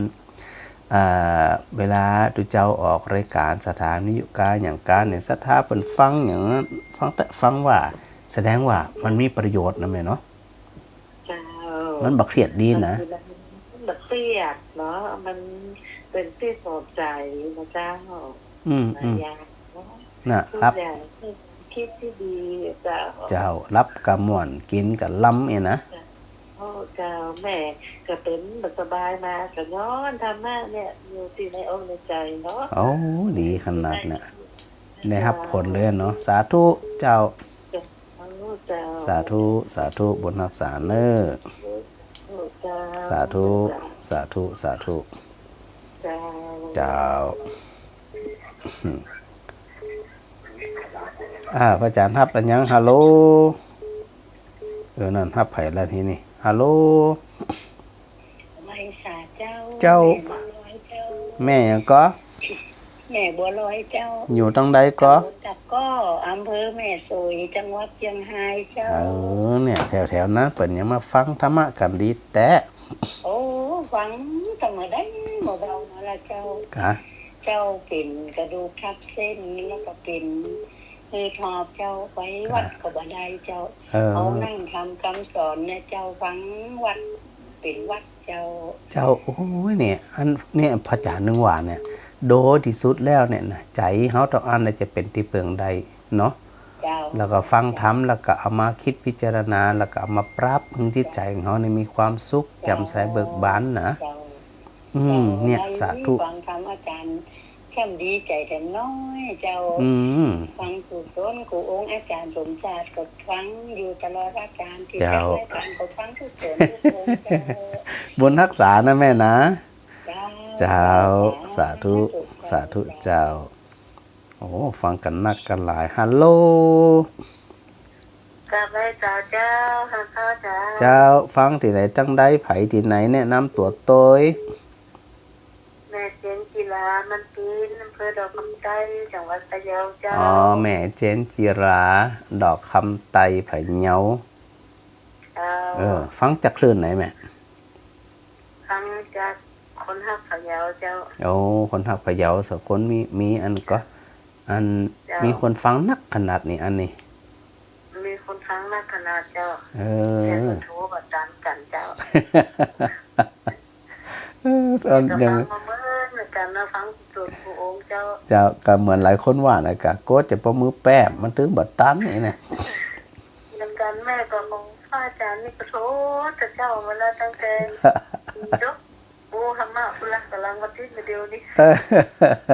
เห็นดูสถานแตะนะกดกันแตะเนาะแม่เนาะ แต่เอาก็ติดนะ เอาจนติดมันย่ำไปเนาะ เจ้า เจ้าสาธุด้วยนะแม่นะ เจ้า สาธุบนรักษาบนรักษาเอานี่เคยโทรมาละแม่บัวแม่เทียนฮัลโหลบ้านสาสมภพฮัลโหลพระอาจารย์ฮับแล้วเนอะแม่บัวเทียนนั่นบังได้เหียอันนี้เคยโทรพระอาจารย์เมมตันแล้วก็หลายๆท่านที่พระอาจารย์เมมบัตตันนะสถานนะเมมบัตตันก็คือบันทึกบัตตันนั่นแหละเนื่องจากว่าท่านสถาได้โทรหากันขนาดนักเลย โดยเฉพาะในช่วงของวันศุกร์นะเนื่องมาจากวันศุกร์กับวันพุธเนาะวันนี้เป็นวันพุธที่อันสถาญาติโยมได้โทรเข้ามาได้ได้จ๋าแล้วก็อันได้ฟังธรรมของพระอาจารย์ตัวอย่างตัวเองนะเนอะฮัลโหลลุงพล อันนี้ตู้เจ้าที่ไหนนะครับ อันนี้ตัวเจ้าใหม่เนอะเป็นปัจจัยตัวเจ้าเก่าแล้วนะตัวเนี่ยฟังตัวเจ้าใหม่แล้วนะ ตัวจ้างมันมีความหมายเลยควันนี้ ดีเด้อเป็นดีดูดอะต้องพจางละปูนนี่นะ จ้างมันมีความหมายแล้ววันนี้ลืม ตัวบฮะตัวปัจจัยฟังตัวเจ้าตนเดิมแล้วนะ ลืมกันเลย ลูกบอล มีไข้หวัดอยู่นี่คนเดียวคนพอเราแม่มันเป็นร้อย ตัว ยิ่งแก้งกว่าพระอาจารย์เขา ตัว แล้วพอมันจะรักขนาดไหนใส่ครับ ตัวก็ต้องล็อกคิวด้วยอ่ะตัวต้องล็อกคิวด้วยนะ มาห้าเหมือนกันเลยผมมีความหมาย อันนี้อันสถาที่อันฟังรายการวันนี้ลุงพลเปิ่นเป็นแฟนรายการพระจันทร์ฟังตึงวันน่ะสถานะ เราบอกว่าสายมันจะแน่นขนาดไหนแน่นแต่คืนนี้พระอาจารย์ แน่นแต่กะเพราะว่าตีพระจันทร์มาได้ฮับก็จัดนักอันปะลุงพล พูดกับพระอาจารย์เนาะ ฮะวันนี้วันพุธ วันนี้วันพุธเนาะ ทางเคลื่อนสีขาวเปิ่นได้เชื่อมสัญญาณให้สาธุป่อสาธุสาธุสาธุสาธุอันปะหลวงพลบนโทรมาปกติตึงวันอยู่แล้วนะที่ฟังสถานีวิทยุเพื่อการศึกษาของวิทยุสงฆ์นครลำปางนี่นะเปิ่นโทรมาตึงวันในวันนี้ก็อันก็จังหวะอันสถาโทรมาพอดีมันนักเนาะสถาเนาะพอนักแล้วก็โอกาสที่จะอันได้อูกับอาจารย์นี่นะมันก็เลยอยากงานจ่าน้อยหนึ่งนะสถาในช่วงที่อันสถาติโทรมาตะกี้ที่พระจันทร์ไปนะครับสถาก็โทรมาใหม่แล้วกันนะถือโอกาสได้ทักทายสถาติทักทายพระจันทร์มาเดี๋ยวฮับแม่โบเทียนก่อนแม่โบเทียน เจ้าไว้สาเจ้าท่าน เจ้าบรรษาสมภพฟังชัดดีเนาะแม่เนาะ เจ้า แสดงฟังอันตลอดนะนี่นะ เจ้า นั่นน่ะพระอาจารย์ถามตะกี้ว่าฟังธรรมน่ะมันดีจะได้อีเนี่ย มันจะได้หมกไอ้นี้นะโทรศัพท์นี่ กะโทรศัพท์บดีก็ว่าอันสถาอันก็คลื่นวิทยุบดี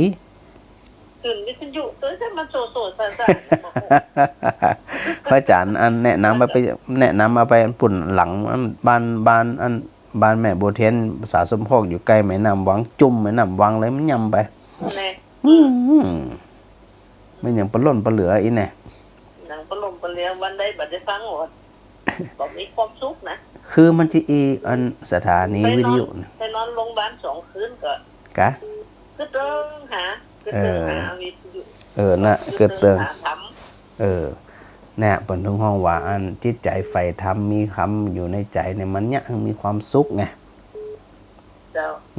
ความสุขเนี่ยนั่นวิทยุเนี่ยมันต้องรู้ว่าบางทีบางวันมันอากาศมันแบบดีเนาะมันก็ต้องมีพ่องอีเนี่ยตัดหันชัดตัดนี่บ่ชัดเอียเนาะมันก็เป็นเรื่องปกติ เจ้า กับปรับเอามาปรับติดใจเขาเนี่ยเขาบอกมีความตุกตัวเขาบอกมีความสมองตัวปรับไปอยู่บ่ได้กับปรับใจเขาเนี่ยง่ายที่สุดแล้วนะแม่นะ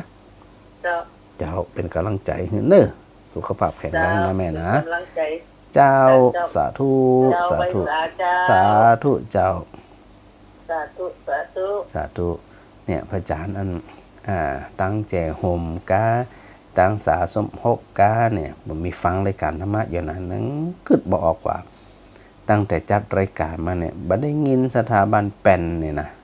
แปลกเดียวเหมือนกันนะสถานะบ้านแปนเนี่ยมันจะได้เป็นหับบ่ได้ก็จะได้เนาะแม่นบ่มีไผโทรมากำเตือนนะสถาบันแปนนี่นะก็ยังงงอยู่ว่าจะได้อันบันแปนเปิ่นบ่มีหับมาเลยเนี่ยนะเดี๋ยวพระอาจารย์หับก่อนฮัลโหล พ่อสุขอนบอกขอเลย อัน อาจารย์ครับ แม่แม่เจดีนี่ยอมเพ้อหยัง ถ้าว่าใครได้เบอร์เขาได้คนนี้มันผิดตรงไหนครับ มันก็ผิดตรงไหนอ่ะ ถ้าว่าเขาเปิดสายหน้าไม้นี่ขอหน้าไม้นี่มาได้หรอก จริงแล้วอันมันบ่ผิดหยังสักอย่างอะแต่เพียงแค่ว่าคนที่เปิ้นอันเป็นเจ้าของเบอร์โทรศัพท์เปิ้น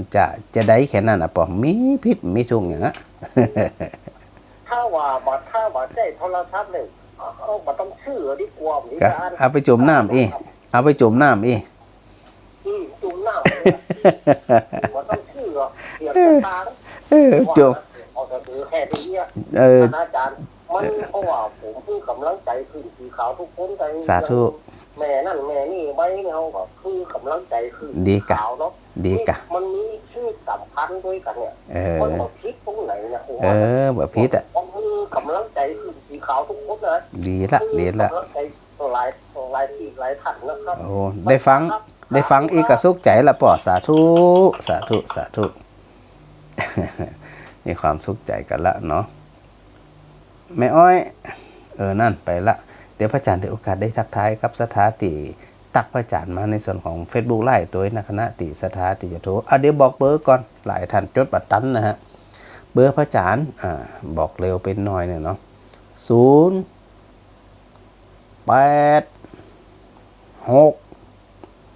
มันจะแล้วขึ้นนี่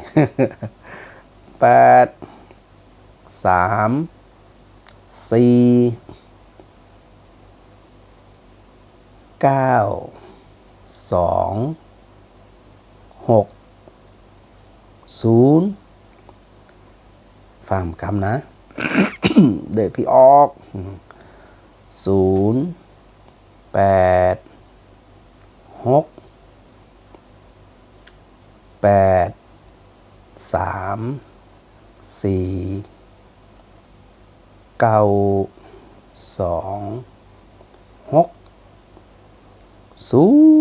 นะสถานะเพราะว่าอัน หันใจหลายท่านเนาะทักทายสถาตีอันเขาพอ Facebook ของพระอาจารย์นะฮะสถาท่านใดตีเล่น Facebook อยู่แล้วอยากจะหันหน้าหันตา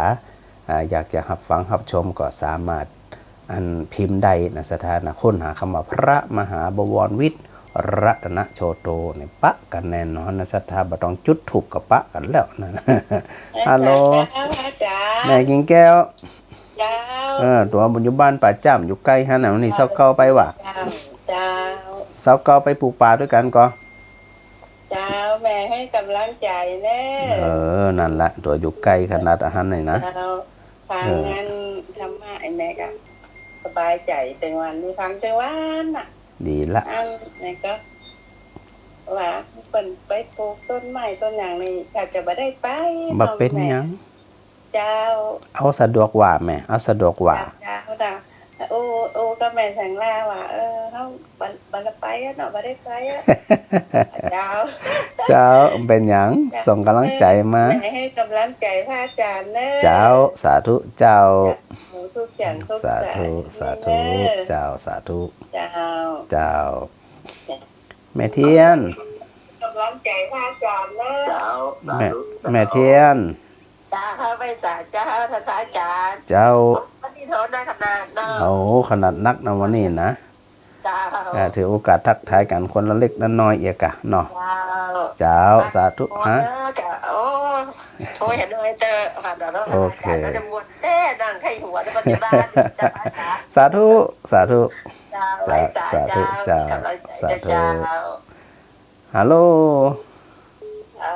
การนมัสการเจ้าพระ เนี่ย อาจารย์ แนะนำตัวให้จื่อหยังฟังอยู่ตั้งใด ที่บ้านจังมันหมู่3อำเภอใจโฮมเจ้า บ้านอย่างก็แม่บ้านจังมัน บ้านจังมัน โอ้แจโฮมเจโฮมก็ฟังกันจะหนักเลยนะ ฟังทุกตนทุกองค์ทุกวันเจ้าโทรแบบนี้ เห็นดู ธรรมะเป็นปฏิสองใจเจ้า สาธุเจ้าแม่ทักทายกันกันละหน่อยเนาะเจ้า เป็นกำลังใจ สาธุ เด้อ สาธุ เจ้ สาธุแม่ปานีแม่ปราณี เจ้าการไว้สาเจ้านะ อยู่ฝัง อาจารย์เจ้า ฝังอยู่บ้านไหนก็ อยู่บ้านแม่มากิเล็กตำบลมันปีนอำเภอฝาง ไปวันที่ว่าอาจารย์เคยบอกวันก่อนว่าเคยไปอยู่อันสีบุญเรือง แล้วก็ฟังงานจากวัดพระบาทอุดมเจ้า อ๋อชัดเจนดีละแม่แหละ เจ้าสักเจนดีเจ้า คิดถึงฝังอยู่เดี๋ยวว่างๆจะไปอย่างสองแควเนี่ยนะไปแอลฝังอยู่ เดี๋ยวมีจังหวะจะแวะไปแอลนะแม่เนาะ เจ้ามีโอกาสขอเข้ามาแอลนะเจ้า ได้เลย ถ้ามาแอลนี่ขอวัดโครงการนิดๆนะเจ้า อ๋อโครงคารในมิตรเนาะ เจ้า ได้เดี๋ยวมีโอกาสแวะไปนะแม่เนาะ เจ้า สาธุ เจ้าการไว้ สา สา ธุ เจ้า สาธุเจ้า จ้า ฮัลโหล ภาษาเจ้า เจ้าไผที่ไหนตั้งใดแนะนำตัวตัว อันนี้บ้านตรงหนองยังกระเป๋าเจ้า อ๋อเวียงปับโอ้ยสถานเวียงปับเป่าแถวนั้นเนี่ยฟังธรรมกันดีแตะ คำกูพื้นกูเจ้าละเจ้าก ะม่วนอีฟังธรรมละม่วนอี คำกูตนกูองค์ละเจ้า สุขใจสบายใจเนาะแม่เนาะสะสมบุญไปเรื่อยๆเนาะ ครั้งแล้วมันได้สบายใจดี ดีละสาธุเด้อเน้อรู้จักกันละ เจ้าเป็นกำลังใจนะเจ้า สาธุสาธุจ้า ธุ สาธุเจ้า สธุ ฮัลโหลฮัลโหล กับไว้สาเจ้า เจ้าไผที่ไหนตั้งใดแนะนำตัวตัว อันแม่ละอ่อนอยู่ขวงเปาจอมตองเจ้า อ๋อจอมตองฮู้จังใหม่เปิ่นฟังกันหลายเน้อ เจ้าต้องกับฟังหลายมากันนะ กะฟังแล้วเป็นจะได้มีความสุขดี มีความสุขดีเจ้า อืม โอ้ลวกมาเจ็ดนา ลวก เจ้า อัน ลวก นี้ มาเจ็ดนา อันนี้เป็นหอมว่า อัน อ่า ห้ามจิตห้ามใจได้แหละที่ความโมโหเฮาตะพอนนี่นมามีแล้ว โอ้เนี่ยเป็นว่าอัน แต่ เนี่ย แค่เมตตาน่ะ เจ้าลวกจัดนักไอ้นี่ จะรู้แลมุทิตาน่ะเนาะ เจ้าโอ้ยนี่แสดงว่ามีความเข้าใจในธรรมดี เจ้า ฟังมาหลายครูบาอาจารย์นะแม่เนาะ ฟังหลายอาจารย์ม่วนกู้อาจารย์น่ะเพิ่นสอนเฮาดีหรอก เจ้าหม่อนอิดหม่อนจิตหม่อนใจเอกะ อันเจ้าน่ะอันมาได้ไปวาดกับเปิ้น เจ้าม อกอันเอ็นน่ะท่าน อันอีแม่นะมอกอันถิ่นน้อยนี่นะจะเป็นเรียนเพลงนี่นะเรียนแปดเพลง เจ้า เรียนปีใหม่เพลงแม่ เจ้า เป็นเมาหัวน่ะมาหนักก็ได้เลยอะ กะ ก็ตายน่ะก้นในห้องน้ำทองเตี้ยนี่เขา อืม เก็บมาดีแล้ว จะได้กะ ก้น อื ก้น ม คอดกันแต่ว่า โอ้ มาได้ ดีละ ไปไหนไปวาดกับบรรลุนั่งมันมาได้ เป็นหยังเป็นหยังอยู่บ้านก็ได้ฟังธรรมอยู่บ้านเอาแม่ อยู่บ้านเนี่ย เจ้า อันแม่ก็ไม่เคยกับสวดมนต์นะไหว้พระ ดี สว ละ ดมนต์ไหว้คุณพ่อคุณแม่ไหว้อันน่ะกัน เดี๋ยวละเป็นกำลังใจ แม่เป็นกำลังใจเน้อ เจ้า สาธุเจ้า กำลังใจกันนั้นนะเจ้า เจ้าเจ้าเจ้า สีขาวเฮานี่นะ สาว โอ้ย สาธุ เก่งๆนะ สาธุเจ้า เจ้ากัน เจ้า ได้แต่เจ้า เจ้าเจ้าเจ้าฮัลโหล พระวันสาเจ้าพระอาจารย์ แม่หยัง ท่านเหมือนตู้วันหลองเจ้า บ้านล่องนี่มาได้แหละ วัน เอ หลอง อ นี่อันนี้เจ้าก็หาได้ยินนี่หวานตัวเจ้าไหมนี่ ที่ไหนนี่เจ้านี่ ตัวฟังเป็นวันเหมือนกัน พังนี่พังยังวันแต่มันได้ยินนะพระอาจารย์นะนี่แต่ละได้ยินนี่เลย ตัวบ้านร่องนี่มาได้ลำปางนี่แหละ วันหลองเรื่องหัวเป้าใช่ไหม ถึงว่ารู้เขายังเป่าๆนี่ไปได้ยินยังเหรอไม่ได้ยินเฉพาะวันพุธปะเนาะ แต่ว่าพูดแหละ อย่าวันพุธยกเว้นพุธที่สอง แต่เจ้ากับพังมาเมื่อแต่เจ้ากับไปไหนกับใดเนาะเป็นโหลกันกระดูกขัดเส้นกระดูบ้านอยู่เจ้าเนี่ยก็พังมาเมื่อน่ะนะพังพวกเจ้าเนี่ยกูโดนโอ้ เจ้านี่แหละประโยชน์ของวิทยุเป็นที่เอี้ยสถาอันอยู่ที่ไหนก็ฟังได้อีเนี่ยดีละสา อยู่ไหนไปพังเจ้าพังมาเขาพังมาพระอาจารย์เนี่ยทุกคนนี่นะมันเจอว่าพังวันนี้วันว่านั้นขาวไปละ เจ้าสาธุตัวจะได้กระทักทายกันก่อนเนาะแม่เนาะ เจ้า เจ้า อาจารย์อย่างนี้เจ้านี่ พระอาจารย์ด็อกเตอร์พระมหาบวรวิทย์ เอาก็มีที่สาวมาเก่าวันพูดแหละ กะวันพุธยกเว้นพุธที่2 ทุ่มถึง4 ทุ่มแม่เนอะ แต่ฟังกูขำกูเจ้าฟังอันเจ้าตัวเจ้าบทเจ็บบุญยังมันก็ถ้าผลฟังส่วนแล้วก็มันมีความทุกข์ใจมันไม่คิดอย่างอะอาจา เจ้าร ย์ ดีละสาธุนะแม่นะ เจ้ามันให้กำลังใจนะ เจ้าสาธุเจ้า เจ้าเราภาษาเจ้า เจ้าฮัลโหล เจ้าดูเจ้า แม่ มันสการไม่สาเจ้า ค่ะแม่ยัง แม่อินทนินสีตีอยู่แม่ถึงน้อยเมืองฝางเจ้าฟังจากขึ้นวัดพระบาทอุดมเจ้า ฝังอยู่บ้านไหน มือบ้านไม่ถึงน้อยเจ้า โอ้เนี่ยฝังกึดเติงฝังไปอยู่ฝังปีอย่างเงี้ยกึด ก็ เติง ที่ หา ว่าจะได้ยินท่านเนี่ยโอ้โหสติไอความคิดเรื่องที่บอกผู้พอจิตสติประธานสี่เนี่ยโอ้โหมันละเอียดดี เจ้าพระอาจารย์ก็จะหาจังหวะแทรกพี่อีตลอดอ่ะแม่ ทำยู่นะที่ท่านถามว่าฟังธรรมะแล้วได้อันอย่างได้ความเย็นใจสุข โอ้โห ใจเขาสามารถคือคนอื่นด่าเขาได้เขานั่งฟังเขาได้ถึงครึ่งชั่วโมงอ่ะ มันจะไปโทษให้เขาด่านะ แต่ว่าอันสามารถจะปรับจิตของเขาบ่ให้โคตรได้นะบ่จะว่าให้ด่าถึงวันนะ เขาบอกโคตร ดี เขาก็ มาก บอกอันนี้มันกิเลสอันนี้มันเขาก็พอว่า อันนี้เป็นโทสะในโมหะกิเลสตัวนี้ถ้ามันผสมอยู่ในคนคนนี้ อาการมันจะออกมาแสดงมาเป็นอย่างนี้ เยี่ยมเลย เขาก็ เยี่ยม เล เลย ย ไข้หัวเห็นแล้วเขาก็เลยเหมือนไข้หัวนังอ่ะ อืม แต่เดี๋ยวเขาจะ เนี่ย ทั้งที่มันเป็นอู้ถึงว่าเป็นน้องเขาอ่ะ เจ้า เอานี้ละทักทายกันแม่สาธุเจ้า จัดได้หมูที่มันได้มาร่วมจัดกันนี้ได้ ก็เป็นหยังเป็นหยัง น้องกันเนี่ยกะ เจ้าดีละสาธุนะจะได้กะ เขาเป็นปีเขาต้องล็อกละเขาอ่ะ เจ้าเป็นกำลังใจเนอะแม่เนอะ ชนะอย่างนี้ไม่ใช่ว่าอยากจะเอาชนะนะชนะใจเขา เจ้า เราฟังธรรมะพระพุทธเจ้าเขาจะไปเอาฟังมันเดาก็ได้ โอเค สาธุจะได้กว่ากันใหม่ สาธุเจ้า สาธุเจ้าสาธุ นิ้วดีใจขนาด เจ้า สาธุเจ้าสาธุเจ้าอนุโมทนาเจ้า สาธุ เจ้าไว้ เจ้า เจ้า อ่ะแหมสักสายหนึ่งสระฮัลโหล ฮัลโหล เจ้า นำถึงราชการ ไปที่ไหนตั้งใดอยู่ที่ไหนแนะนำตัวตัว เขามาจากเมืองแปะเจ้า เขาแปะแฮระเบิด เจ้าทำคือว่าละเจ้าก ะ ฟังและสบายใจเนี่ย นี่อยู่ตั้งใดเมืองแปะแม่ อยู่บ้านหนุนใกล้เจ้า แม่ตุมาจงแก้ว โอเค โอเค ฟังถึงวันนะแม่เนาะ ถ้าบ่ได้พังก็นอนมารับทุกป่อเอ้ย เนี่ยเจ้าอันก็อันเอาเสียงดูเจ้าเนี่ยเป็นยากล่อมเลยเนาะรับสบายนะแม่เนาะ เจ้า มันเป็นยาพิษอันหนึ่งเหรอถ้าได้พังเขาหมดใจ อย่าติด ทุกป่อเอ้ย ยาติบยาจันนะแม่เนาะ เจ้า เจ้าสาธุ มันอยู่คนเดียวอะทุกป่อ สาธุเจ้าสาธุ เจ้าอยู่คนเดียวนอก เจ้า เจ้าเนี่ยนอก เจ้าสาธุสาธุ